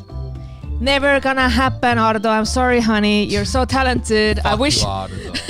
You're fucking over. Your career's over. It's done. You know, Ardo used to. I mean, this is great to me. The story of Ardo. Sorry, I really am a drunk. The story of Ardo Asper is really a great story of stand-up comedy because he's an amazing stand-up comedian. If you go to pod.comedyestonia.com right now and buy his special, it's a direct download, and you can download his file right now because I coded the thing that makes you download it right now. Anyway, before he first started to, you know, perform with Comedy Estonia and do open mics and develop, he was working at a window factory, like Fasadi Keskus or some shit. I remember, like he was working, like just working in a factory. And he's a college dropout. Yeah. Not finished, working in a factory. And we were studying the same thing. Oh, really? Yes, I graduated. He didn't. Oh. Bitch, Ardo Asperg, you fucking didn't do that shit. We were studying government and politics, and he was after first semester. After the first semester, he was like, I'm out. Fuck this. But he knows the shit, and he got some material. I'm going to the factory. He knows what he's saying on stage. Right. You know. He was, to me, that is a great example of stand-up comedy. Absolutely. He was just a dude. He's dropping out of college, apparently, working in a factory, trying to get by. Humble beginnings. You know, he could do it. And now he's a great comedian who's got a couple of specials, funny guy, getting recognized for his work, getting paid for his work as well. And, you know, I love that shit about stand-up. One time when we had a conversation, because he normally doesn't talk. He's a very silent guy. I'll give you that. I'll give you that. He's always like the observer. Sure. That's his skill. Because everybody's like loud, big personality, boom, boom, boom, this and that. And he's just sitting there, you know, having his glass of water and just watching us and being like, and then he goes on stage and kills it. Look, I'm not going to lie. We've driven away from gas stations forgetting that Ardo is in the gas station. He's a silent... Look, it's a beautiful thing about him. He's a beautiful man. You know, he's like a wallpaper always on the room, but I never noticed him. Oh, shit. There you have it. So one time, I don't know why, but he actually talked to me. I was really shook. I was like, oh, you're still here. It's like, oh, hey. Because he was like... But when he says shit, it's great. Because he was like, oh, Sille, I remember when you used to go to university. And I was like, what? I was like, do I know you? Like, it's like, you know, like, and we were talking, and we were actually talking about, like, back in the day when we were, like, students stuff. I was like, oh my God, like, why did you quit? Because, okay, I get it. I was like, yeah. Why didn't you talk to me back then? Yeah, like, I was batshit crazy. You seen those abs? Ardo has got a fucking 6-pack abs. Occasionally, he shows some photo of himself, like chopping wood really nonchalantly. Like, he's got a 6-pack. It's popping underneath there. And his girlfriend, Madly, she got that shit locked down. Like, of course you would. I'm just saying, he's got 6-pack abs. Yeah, but he's Estonian, so. It's like... It's like putting nice clothes on a pig. It's like, you know. Sille-Kadri, telling it how it is. Tell them the truth. Sorry, guys. Of the situation. I don't hate men, but okay. Who's from Greece? We got some Greece listeners here. We got some Spanish listeners. Really? Like, guys, I don't know. Apparently you don't want Estonian men, so I don't know where. I'm just drawing stereotypes. But there's here. like Rondo from Saaremaa. That's the furthest. Like, that's how further you want to go. It's like, well, I can go to Lithuania, so it's like Yeah, exactly. So you're going so you're on your holiday right now Yes. from your work, and Friday you're going to Lithuania because you heard that's a great place to pick up dudes, the Lithuanian dudes, Andrius. it's probably gonna be like they're like, you speak Russian? I'm like, no. Niet. Bye. Leonidas. Niet. Leonidas. I don't know. Paulius. They're all I just usually Southern I put names. like I take Estonian name, I put S in that, like Yeah. Martins. That's Latvia. That's a little bit more okay, Latvia. okay. But Lithuania is like. But then you've got to. Here's the thing. You're in Lithuania. Look, we've already worked out that you're not necessarily just down to the DTF. But you're traveling to another country, which I'm willing to believe you're willing more off for it. But down there they got those big long names in Lithuania. You can't pronounce those Lithuanian names. They got like 17 vowels. It's a lot. Do you really want your child to be like Umbravera or some shit? First of all, I don't want kids. Second of all, I'm a linguist, so I'm a cunning linguist. Okay. So we're good with those Lithuanian I dudes. had dated guys from Cuba, from Turkey, from Spain, whatever, I bet. with those 4 names, whatever shit, and I'm like, yes, you're all Joses to me still. Like, Imagine that. You're all Jose's, you fucking dark guys.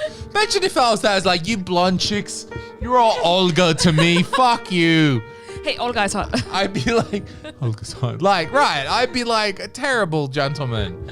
But no. I can get away with saying shit like that because I have nice tits. I say horrible shit, but people are like, nah, we don't listen. We look at your tits, so it's like they don't care. God. I don't have any tits to show. I've got to be a gentleman. No. Damn. Well, yeah. So we're going to Lithuania. We're going to meet some, we're going to go out to some bars, we assume. They're open. Right. I think. No, they are They're open. open. There's some rules and regulations, but Okay. they are open. So we're going to how many nights are you spending in Vilnius? Friday, Saturday, 2 nights. 2 nights. Yes. Okay. 2 nights in Vilnius. It sounds like a porno. 2 nights in 2 Vilnius. nights in Vilnius. 2 nights in Vilnius and your worst, your oyster. It's like, why not? No, I'm gonna have a good time.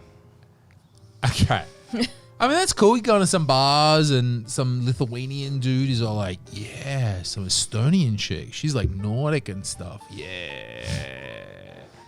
They're like, you wanna fucking betrayed us, Why can't you be Baltic? Why you wanna be Nordic?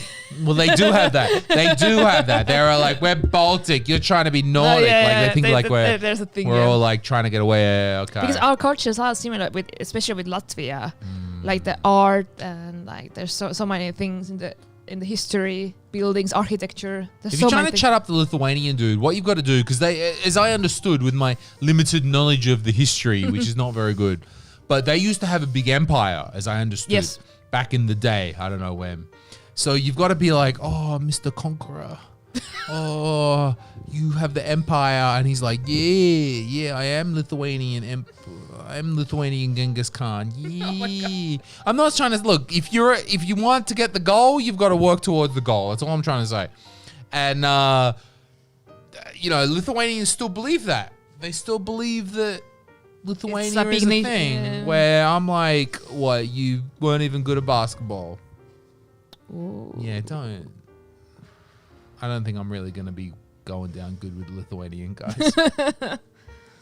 But hey, you're not trying to hook up with them, so No, exactly. you're fine. You're gonna be. It's a fine. nice city.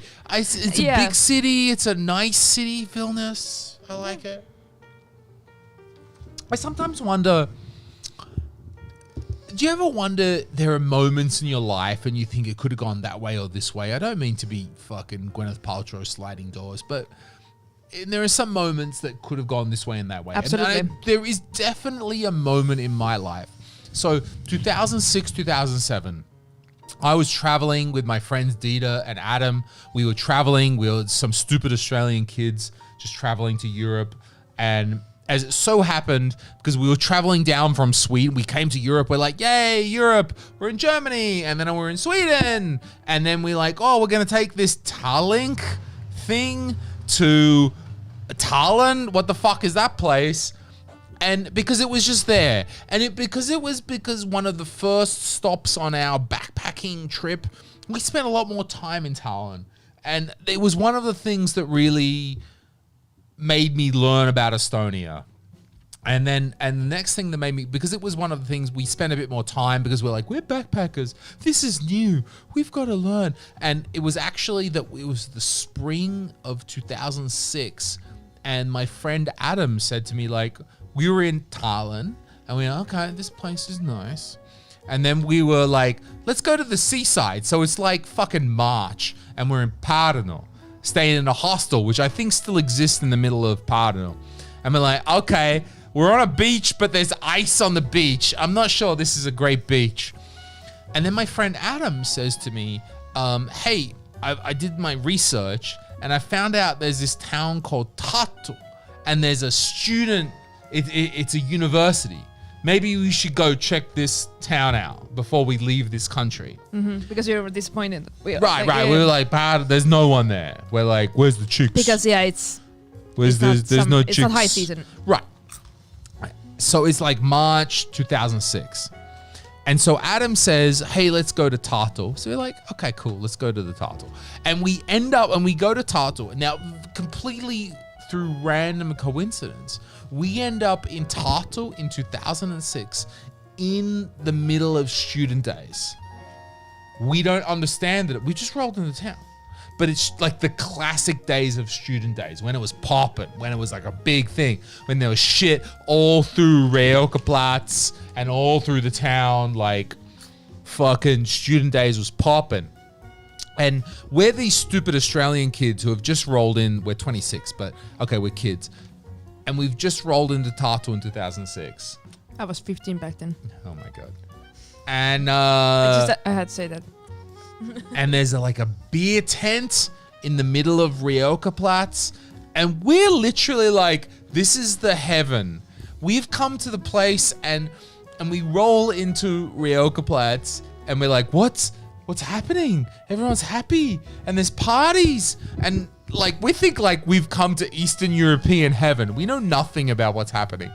And so we go into the beer tent that's rocking on Reokaplatz and we sit down and I guess we order a couple beers and then they come over to us and they're like, yo, we're having a competition. They have a Polaroid camera or something like this.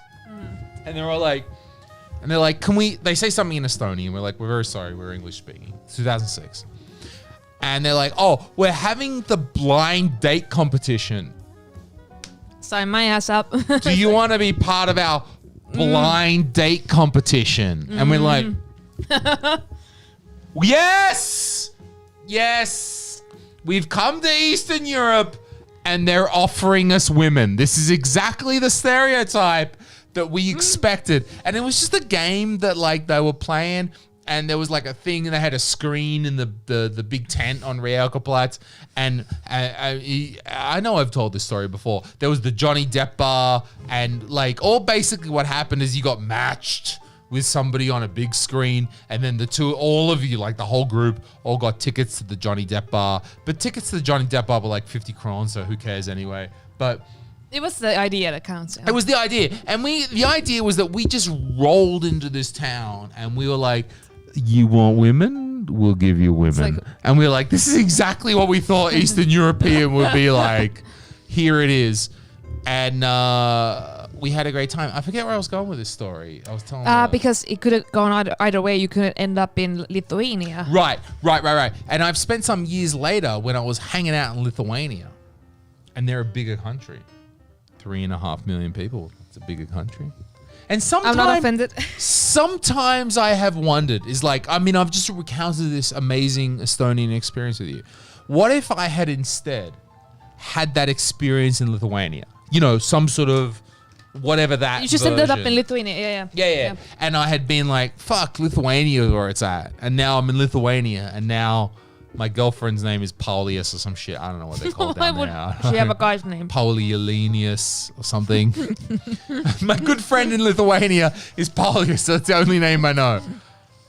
You know, you can think that like at a moment, for some reason, I might have gone to Lithuania and been with the Lithuanians. Because like being with the Lithuanians is like, I'm being with the local people. That's what you're doing. You're going there. Yo, Lithuanian people, I'm with you. Okay. Yeah, it couldn't be going either way. Or maybe you would have traveled here, like let's say totally off season. In the winter you would hate it and you would be never traveling again, and you would go back. Yeah. And you would go back and never travel again. You know, it can be even that, you know, if you have a bad experience. So for me, it's like, because I've had some crucial points in my life as well when I decided that, okay, I want to move, or I want to do this, or I decided something for myself. And I get that. Sometimes I always think back at what if I done this differently or whatever. Sometimes you think about that. Sure. What if I'd met, I mean, sometimes it's down to what if I'd met someone from that place. Yeah. What if the random encounter had been from, I don't know, a Spanish dude? I mean, even if it was using stereotypes, pardon me. But even if the stereotypes, what if I'd met a Spanish dude or an Italian dude? That would still be vastly different experiences. Absolutely. I'm living in Rome with a dude, or I'm living in fucking Barcelona with a dude. Yeah. Still very different experiences. And I mean, you know, like if I'd met a chick from Estonia, or I'd met a chick from Lithuania. Absolutely. Not really that very different experiences, but So thank you guys for joining I us. love provoking. Oh, my favorite is to love provoking you guys. We're very different from Lithuania. Okay, guys. All right. It's like Sorry. you're not. You're gonna have a great time in Vilnius. I though. know. You're gonna have a great time. There's some nice bars, some good food there. It's better weather. It's south. Yes. No. Yeah, it is. I checked the weather and like, yeah, it's gonna be nice. And it was also the culture capital, whatever, like the capital, like the European. Culture, capital of culture, yes, sure. Of what yep. year? Because like 2016. every fucking city has been the capital of culture, as I've come to understood. True. Tallinn's been the capital Yes. of culture, which says But you don't agree?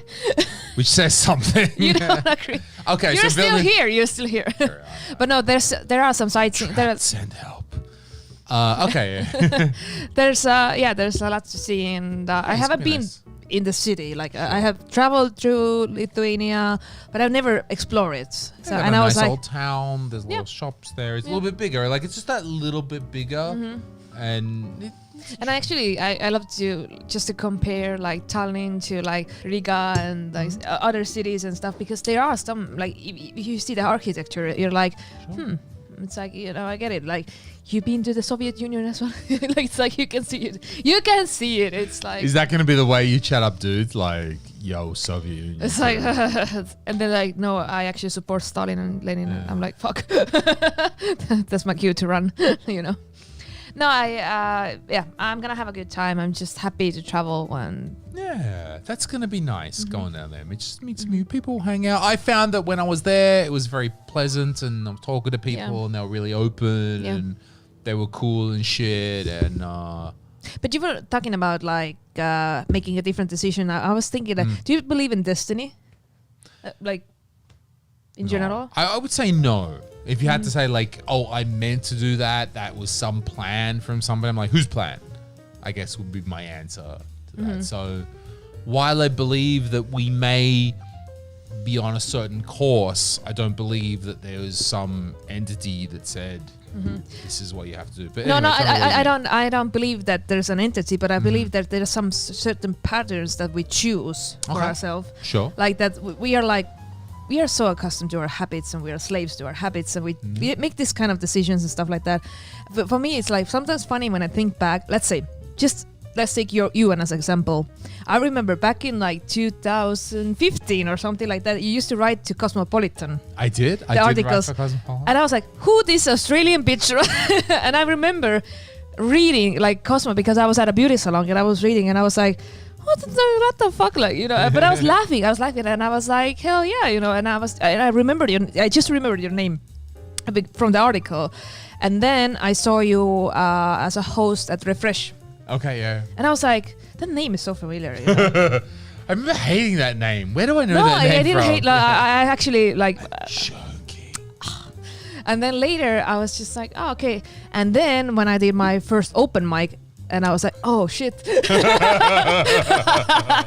was like, it's so funny. Sometimes names or some coincidences are really like, I don't know. It's like maybe in my subconscious, I was already like, okay, I know your name. I like something that you write. That means in my subconscious, okay, I think that you're cool, so I have no problem talking to you. Sure. And now we've been talking for 10 weeks.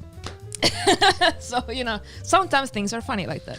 I went back, I mean, even for this show, I mean, we've had, as you say, we've had 10 weeks, 2 hours each. So that's 20 hours. That's almost a day of continual non-stop chatter. Yeah. Which is a lot. It is a lot. So in sometimes I've gone back and I try to, you know, look at the old material that I've used, and sometimes it's the old Cosmo art. And I did go back and I looked at the old Cosmo articles that I used to write for Cosmo Estonia. And I did look at them recently and went, what the fuck is this shit that I said? This was terrible. I did a little bit. I guess if I have to be true, I guess when I look at those Cosmo articles, I view them through who I was back then. Sure. I was in a weird relationship back and forth. I wasn't a completely sane person myself. I was in a kind of maybe a messed up place. That's so weird, because when I was reading, I was like, this person is confident. Wow. No, really, because you were writing like, okay, Estonian dudes, you need to get your shit together, la la la. And there was some really good points, and it was funny. And actually, I was like, huh, that's really like, I was like, because for me, it was rare to not read bullshit in a magazine. You know, usually it's something like, it doesn't want to be controversial or provoking or like, it's usually like something that do this and like, it's like really, and you stood out. And I was like, huh, okay, I like that because he's here and he's confident. And I can understand like, how, as a foreigner, it can be tough living here. Like, I guess that's a thing that you, as a foreigner, it can be difficult as a foreigner.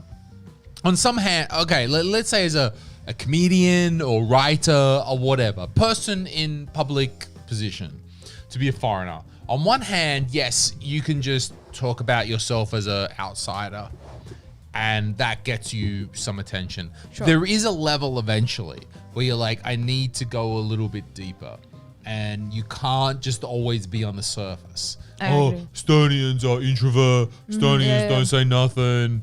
You know, whatever. That's like, actually the problem that I have with a lot of foreigners here. They're like, Estonians are so racist. Oh, it's so hard to make real friends here. And I'm like, I get really? you. You're just an idiot. Okay, I understand your struggle, but I have a friend here.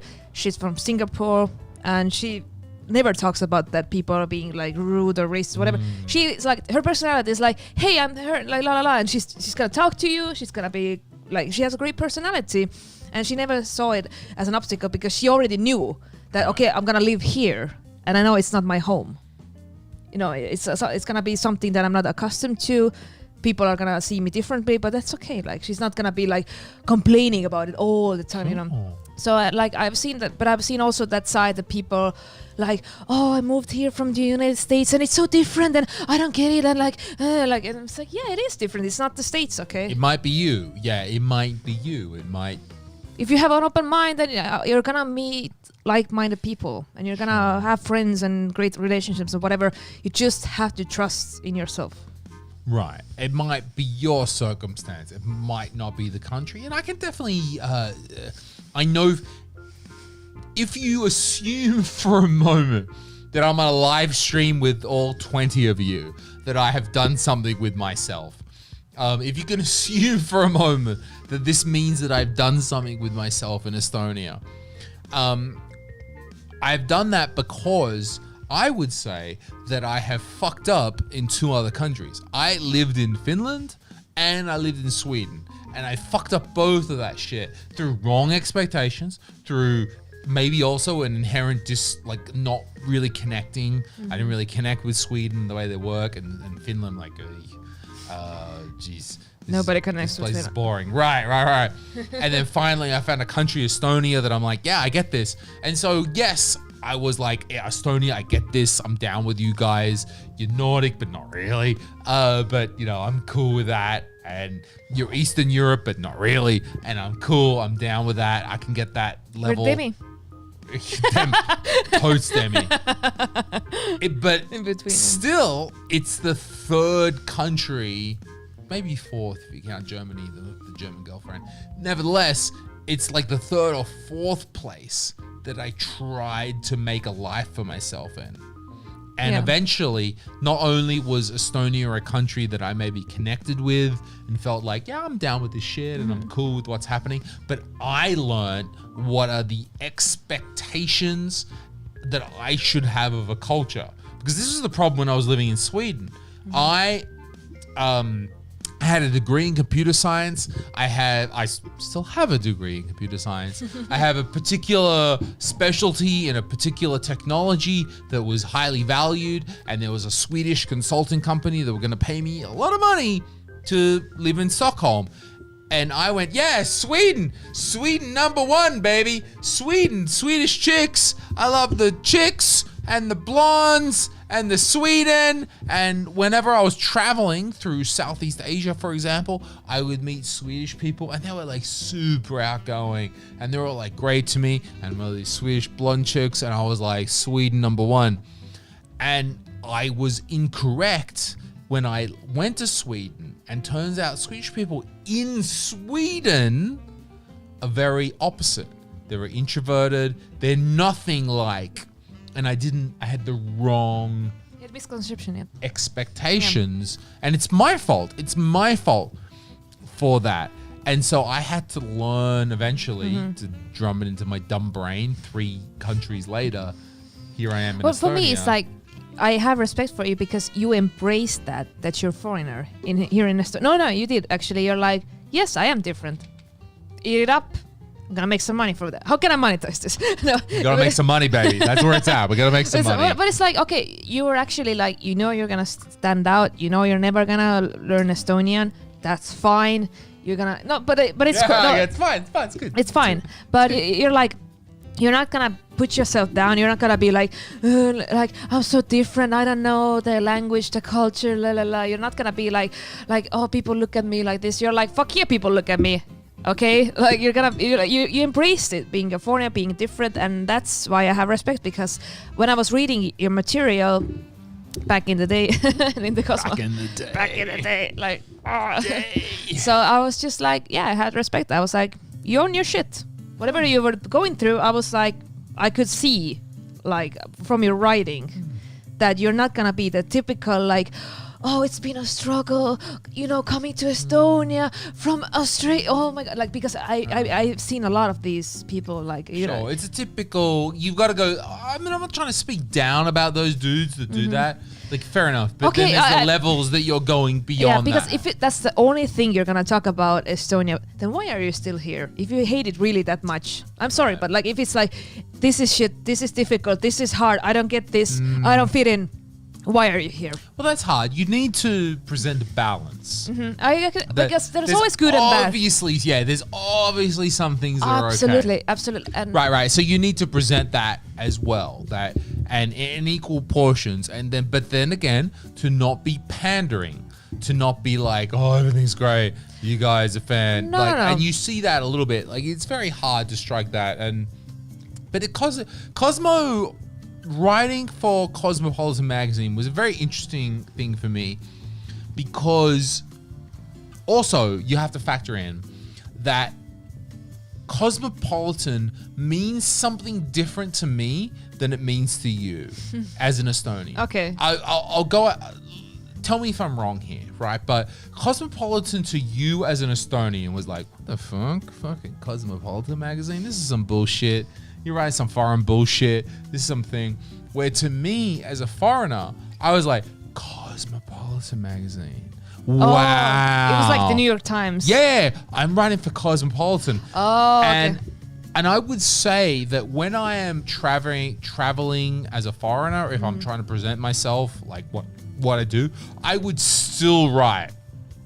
I was an article journalist writer for Cosmopolitan, because Americans know that. I can say like, I created everything to do with stand-up comedy in the country. And they'll be like, what? Huh? But I say, oh, I wrote for Cosmopolitan. They're like, yeah, we know Cosmopolitan. Yeah, we know brand that. recognition. Right. So I would still add that as a thing. Yeah, because for me, Cosmo was like flashy gossip.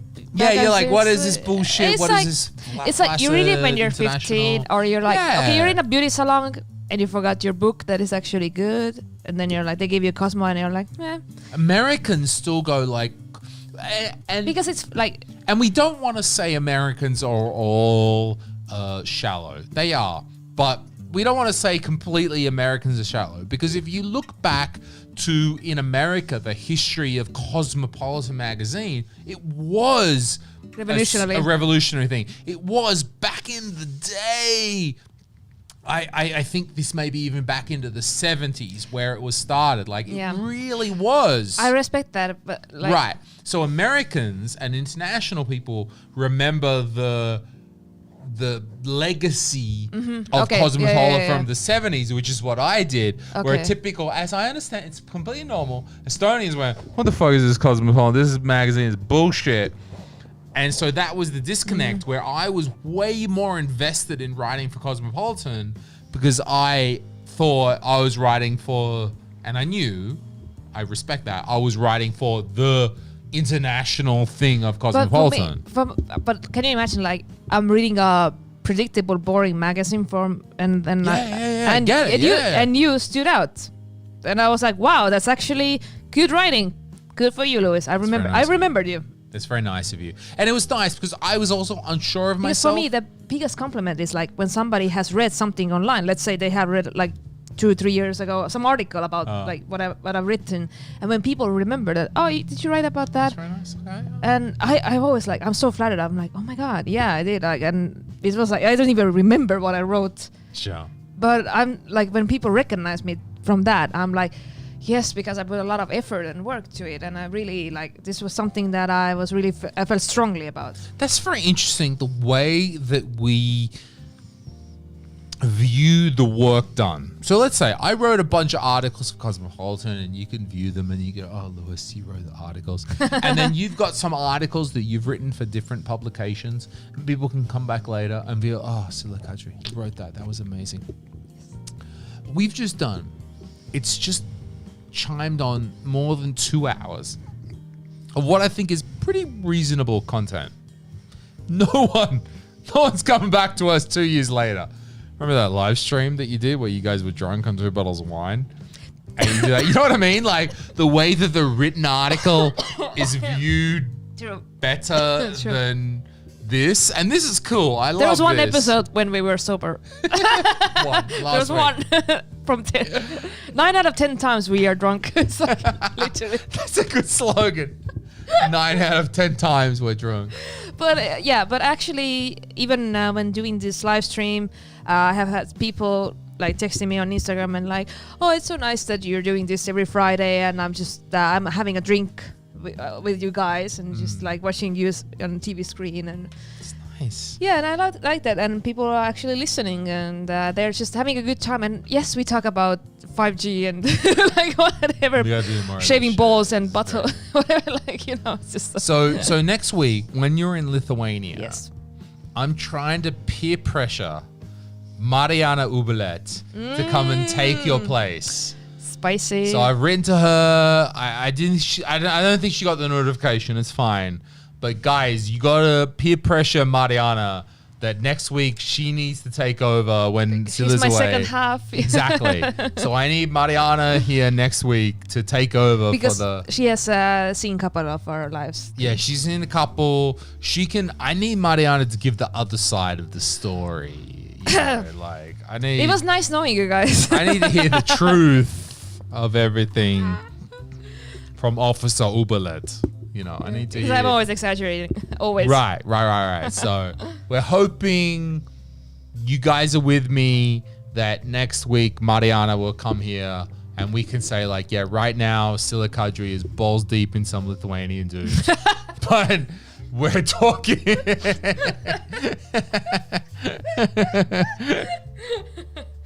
Well, it depends what time. True, time of day. It's 6 o'clock. What sort of whore do you think I am? Like, okay, sure. Let's fast forward 2 hours. What do we think? And Yeah. Okay. Yeah. Sure. When if she has time, of course, absolutely. I hope that she'll come on. I hope so too. I'm only doing this so to peer pressure her to come on next week and be the extra host. And then she's gonna be like, "What the fuck have we been talking about the past 10 weeks?" She's gonna set the record straight. So it's like, is it true? Like, you know, you're gonna ask like, is it true? Like, Is it true? Sille said this and Oh, this fuck. and this and this and this. It's all false. Oh no. Can you imagine Mariana has listened to my stories for like 120 hours? Imagine that, listening to you for 120. I've listened to you for 20 hours and I'm like, I want to kill myself. No, I'm kidding. I'm joking. Yeah, that's why my ex-boyfriends are dead. Oh, damn. We got Estonia Carol Baskin right here. Okay, you fed your ex-boyfriends to the Tiger. You Carol Baskin, you know what I'm talking about? Yeah, I Tiger know. King reference? I saw that show like 4 times. Oh, okay. I wanted to write an article about that, Really? What's that? but okay, here was the thing. When it first came out, I think before Estonia, it came out like in the States. Yeah. So if you use VPN, so you can see like Netflix shows on the States or Japan, whatever, like you know. And I was watching it. Nobody has seen Tiger King. Everybody. It was even before the pandemic. I had already seen it, and I was writing like, "Hey, I watched Tiger King. This is batshit crazy. I'm gonna write about it." And the guys were like, "Yeah." Oh, so you're so OG. You're original. You're like. And I was like, "No, I want to write about it because this is some really crazy." Like, I was rewatching it already. I was like, "No, this is gonna be huge. Like, serious. This is. I don't care if people like it or not." I was like, "I have so many things. I'm gonna write 5 pages," and they were like, "No, you should watch this movie and then write about." And then but I should have just write about it. And then later, like 2 weeks later, it was huge in Estonia. And there was articles about it, like analyzing, and I was like, like I wanted to write about it. I wanted to write about it so bad. I had so many opinions. It was so great. I loved it. I've watched fantastic, isn't I've it? watched it so many times. I'm so mixed because now Joe Exotic's like team getting like they're ramping up To get him, and they've got like new merch. Like here's my existential ethic question, which is Joe Exotic's team have a t-shirt that has like an outline of Joe Exotic and it says, "I'll never financially recover from this." And I'm like, should I ethically buy that? Like, I'm like, yeah, that's a great line and we love that meme, but I'm like, but then he was the guy, okay, why did Joe Exotic say that? Because because the arm got bitten off of the guy, and that's why Okay. this is why we love Tiger King. Yeah. Because it presents us these ethical questions about, we love this guy, but oh shit. But we love this guy, but oh shit. He was so outrageous, over the top, Yes. charismatic, fucked up, doing illegal shit. Like, because I'm not pro guns, like, you know, like blowing shit up and stuff, and you know, forcing people to be gay and married to you, although they're obviously not. It's amazing. It was. I was just like, who is this dude? Like, this dude is getting more action in every level than I ever ever gonna be, you know. And I was so amazed. And he ran for governor. What the like? It's America. Li- It's America. It's great. It's just, I was so mesmerized by this guy. I was like, but kind of I wasn't with the breeding and with the animal killings and stuff. It was Like if it, yes, I get. I'm There's trying to think if like, who would it be? Like if stripper Marco was serious about government, he'd get in. Like he put on a proper campaign and I'm He'll trying to. I mean, produce some songs am I like- trying to say here that stripper Marco is the Joe Exotic of Estonia? I don't want to disrespect him too much. no. No? Who is the Joe Exotic of Who's the Estonia? Joe Exotic of Estonia? We are not allowed to have guns. Like, Yeah. Yeehaw. yeah, this is not like we're not like I'm. Right. I cannot just. I mean, you could Go to say Walmart You and- could say the stripper Marco has guns. He's like, I got the guns. Okay. I got the guns right here. Mm-hmm. Isn't that his guns? Metaphorical guns? But that's actually why I like Joe Exotic, because he was so unique. Sure. He was gay, redneck, living in swamp, some Oklahoma or some shit, Yeah. whatever. Like outspoken, outrageous, over the top with the mullet, blonde mullet, tattooed. He was married with 2 guys who were straight. He's got more guys than you. He's got more straight guys Yes. than you have. Yeah. Yes. Then he was like pro guns and and he owned a zoo. Like he literally owned tigers Right. and like there's nobody like he's like really one of a kind. I cannot like I have made some jokes like like Joe Exotic of this and that, but like there's only one. Sure.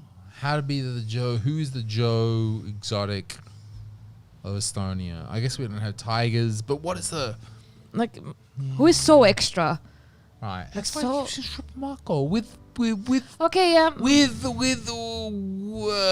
to say, with respect. Like, I'm not trying to shit on him. No. I was Like, just who's outrageous? for me it would be like actually Arnold Oxma if he would have a mullet. It's a tiny guy with blonde hair. I mean, it could be, Yeah, yeah, like sure. something, but like he doesn't live in Estonia anymore. So Stripper Marcus still lives here. That's always a factor. Yeah. Have you moved away from this place? Have you or moved not? to Finland? If you have, fuck you. Then we don't care about you. You're not anymore, but one of us anymore. you're So out. yeah, I'm like I don't know, but yeah, Stripper Marco is like, but again, he's Stripper Marco who does weird music and That's what he is. He's built a career off that. Yeah. That's his thing. That's how The he's shows. obviously making his way. But actually, I was just like, hey, I would love to hire him for my 30th birthday. Like, that would be a show. Like, Sure. come on, I have It's a cool Stripper thing. Marco in my birthday, and I have stand up and roasting and games and music and like, come That's on, an event. That That's a is- thing. like I would ask tickets for that, of course. That's how you're gonna pay for your birthday. is Yes, by- like I'm sorry, besties, no presents, but it's $20 in entrance. So it's gotta be a big budget birthday, okay? It's gotta be. That is an interesting thing about the way human beings view money. If you were like, yo, I got Stripper Marco, I got fireworks, I got, this happening, I got booze, your friends would be like, what? You're gonna charge me $20? But if you're like, hey, it's my birthday, you need to bring me a present. Yeah, so And the friends are going to go out and try and find you a present. They would spend 20 euros on a present. At least. It's not that much on a present, No, right? at least. But if you were like, yo, tickets to my birthday at 20 euros, they'd be like, fuck you, Sille-Kadri, you fucking, you think you're all this thing. When actually, you know what I mean? Like, you're Yeah, I get actually, it, yeah. 20 euros for a because ticket. if I have a huge production, the like, thing, yeah, right? it's gotta be so much 20 entertainment. euros gives you nothing if you're trying to buy someone a present. It's like some shit from Yusk that I pretend is artistic that you might like. Like, No, no, no. I bought you the fairy lights. Because like when it was my 25th birthday, I told that please don't bring gifts, bring money, because I put I put a lot. No, yeah. I spent so much. Like there was catering, there was drinks, Sure. a place that I rented, entertainment. Like there was a lot of. I really thought through it, and later we went out, and there was just I paid for everything. So I said like, yes, really, this is gonna cost me a lot of money, and I saved up for months to have the Yeah. party, and people were okay. They were actually, and they gave me like $50. Like That's nice. yeah, so like We're going to view it like it's a Comedy Estonia open mic. Like, hey, you want to contribute to the bucket? Well, you can always give me the bucket. Yeah, I want a bucket. Like, you enjoyed my birthday. Do you remember? wanna... Do you remember one time we were at VMC and then there was this guy who put 50 crowns in my tits? Like I never forget that. And I was like, I'm keeping this. Like, Yeah, this is it not- was between and my we were tits. like, yeah, like, that's yours. It's cool. I was like, It's all yours. and he was like, I wish you wouldn't swear that much, but nice set, nice set.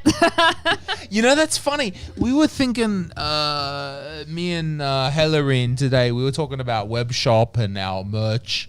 And we were like, what would be a Comedy Estonia shirt? What would be something, or what would be the design that would represent Comedy Estonia? We don't want to just be the logo. If you want to go just book on the logo, what would be the Comedy Estonia idea? And what we were coming up with was like a cartoon with somebody like with a speech bubble that says, "Oh, you had funny jokes, but you swear too much." Oh, really? Oh my God! Something like this. Yeah. Like, oh, actually, you know what would be the best? I think the Sander was I'm gonna tell you. Okay, Sander once said that on stage that. Yes, the shows at Alexela Concert Hall are gonna be better because you pay for those, not the open mics. Because people were always like, I like this open mic, but the show at like Vene Kultuurikeskus was better. Because you paid for it, bitch, and you were happy about it, and you're like, I paid 15 euros. And right. Sander was like, really? That's why you're happy about it. But it was so funny, like when he said, like, yes, this is an open mic. I didn't ask money for you to come in. Like, I have people I don't even know coming on stage. It was a bit like that. Actually, that was pretty funny when he said, like, yes, like that, because it happened many times that, I went to the Nordea or whatever, like, it was a better show. Because in the theater, you're probably more drunk. Oh, I remember this when we still had Burning. Oh yeah, Burning was great. To you, opposite. Oh, I love Burning. I know, it was a classic. Yeah, Burning. We only. Here's a story. The reason how Burning started was that I was dating a young lady, and she was attending TTU. And she was nobody's like, shocked by this news. Yeah, exactly. It's like she was like, "Yo, I wish there was more entertainment out here, and all I wanted to do was have sex with her." So I was all like, "Okay, let's make a show out of TTU." And then we discovered Burning, and then that was a great thing that happened. So was it a bad thing that my want to have sex drove us to make a great show that was legendary that everybody remembers for years to come? Because Burning was one of my favorite places. It was a great venue. And I was at the last open mic there. And we had a great photo and stuff. But I will never forget one night we were at Burning and we were backstage, in the corner, The next room, eating fries and pizza, and then.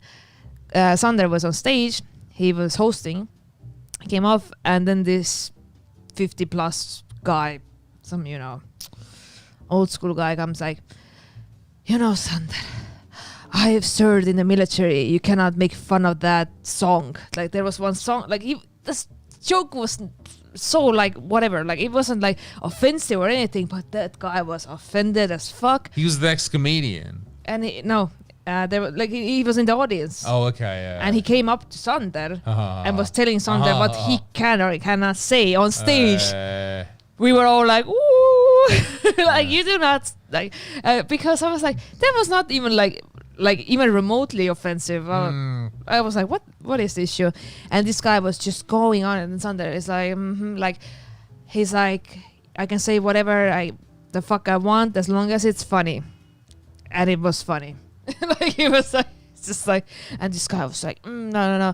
And then like later I had a talk with him, but like I was just like, I think you should leave. I was like, I think it's time for you to go. It's very weird. I want to say we get less and less of that. I'm not entirely sure. No, you do. Because at first people don't quite understand what this is. Like what the people are talking about the work, and then I guess over time people understand.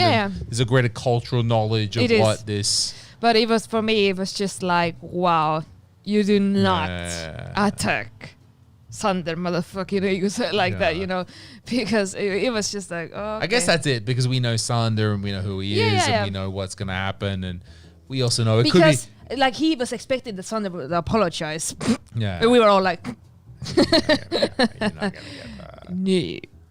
That's very interesting. Yeah, it was. It's a very interesting idea that people were like, you said words. You said. And I'm offended. Yeah.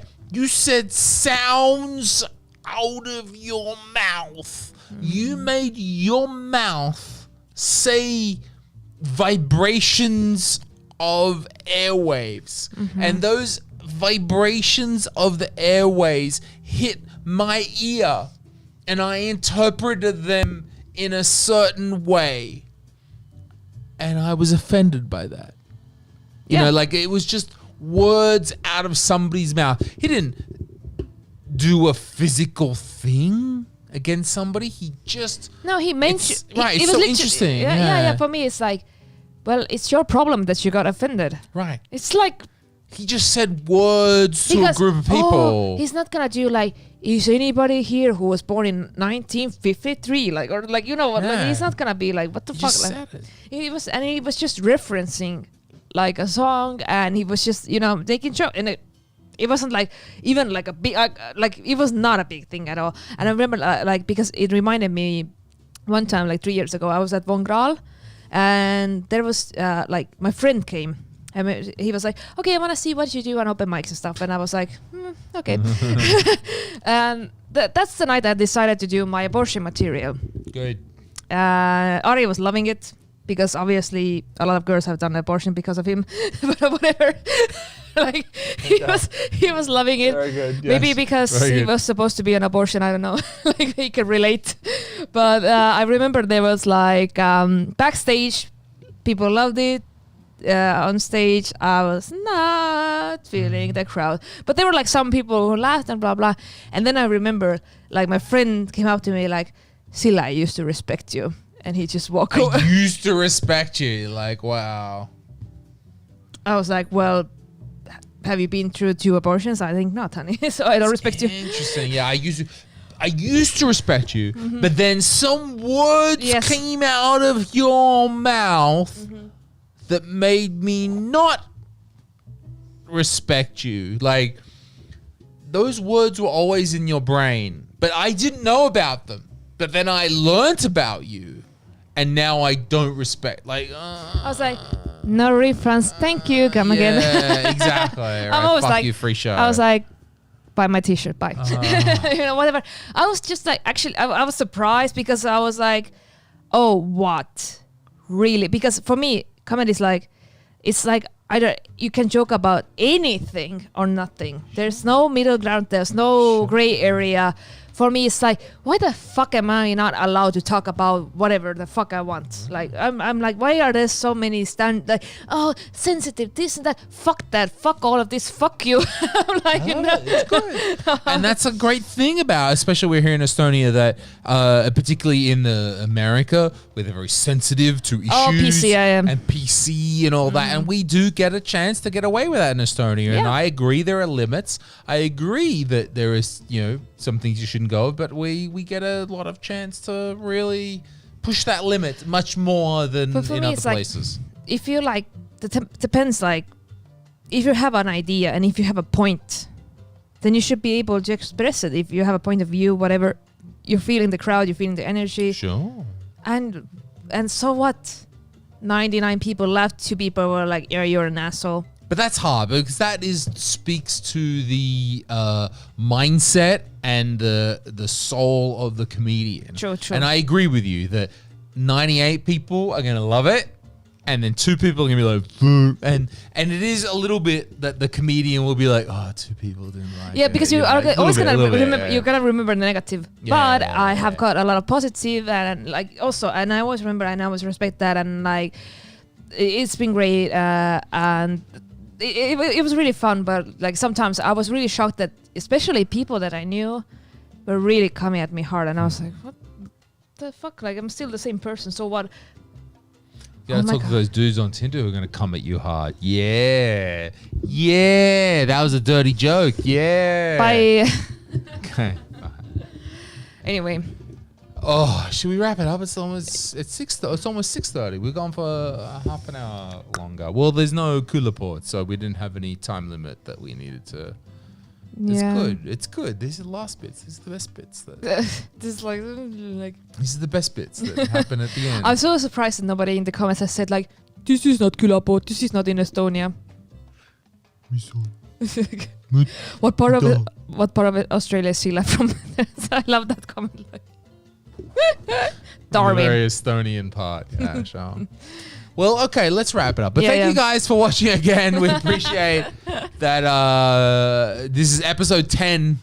God, we've done 20 hours. Imagine that. 20 hours. 20 and a half hours of this. So thank you for coming along and doing this. And I really hope that you get fucked well in Lithuania. Actually, that's the nicest compliment I have this year. Somebody wishes me. So next It's week, like, yeah, like I hope you have a nice day. Hopefully- Fuck having a nice day, like. Mariana, hopefully Mariana gonna be on my episode. She's getting fucked. She's getting some dick. We're not getting any dick. And it's like, okay, if you know that when I disappear, you know where I am. It's like, She's not replying. She's getting dick. so, yeah. So Thank you very much. Thank you guys for watching. Thank you. We're gonna see you again next Friday, hopefully with Mariana. Peer pressure. okay then. What, next Friday is you're away? Yeah, I know, but you can just replace me with Mariana. Like. This is exactly why I wanted Mariana, just to poke her insecurity. What? Mariana is fucking what? Huh? No, I know you need a break from me. It's fine. Oh. It's fine. It's okay. I'm not mad. All right. Anyway, Thank bye. you guys. Bye-bye. Bye.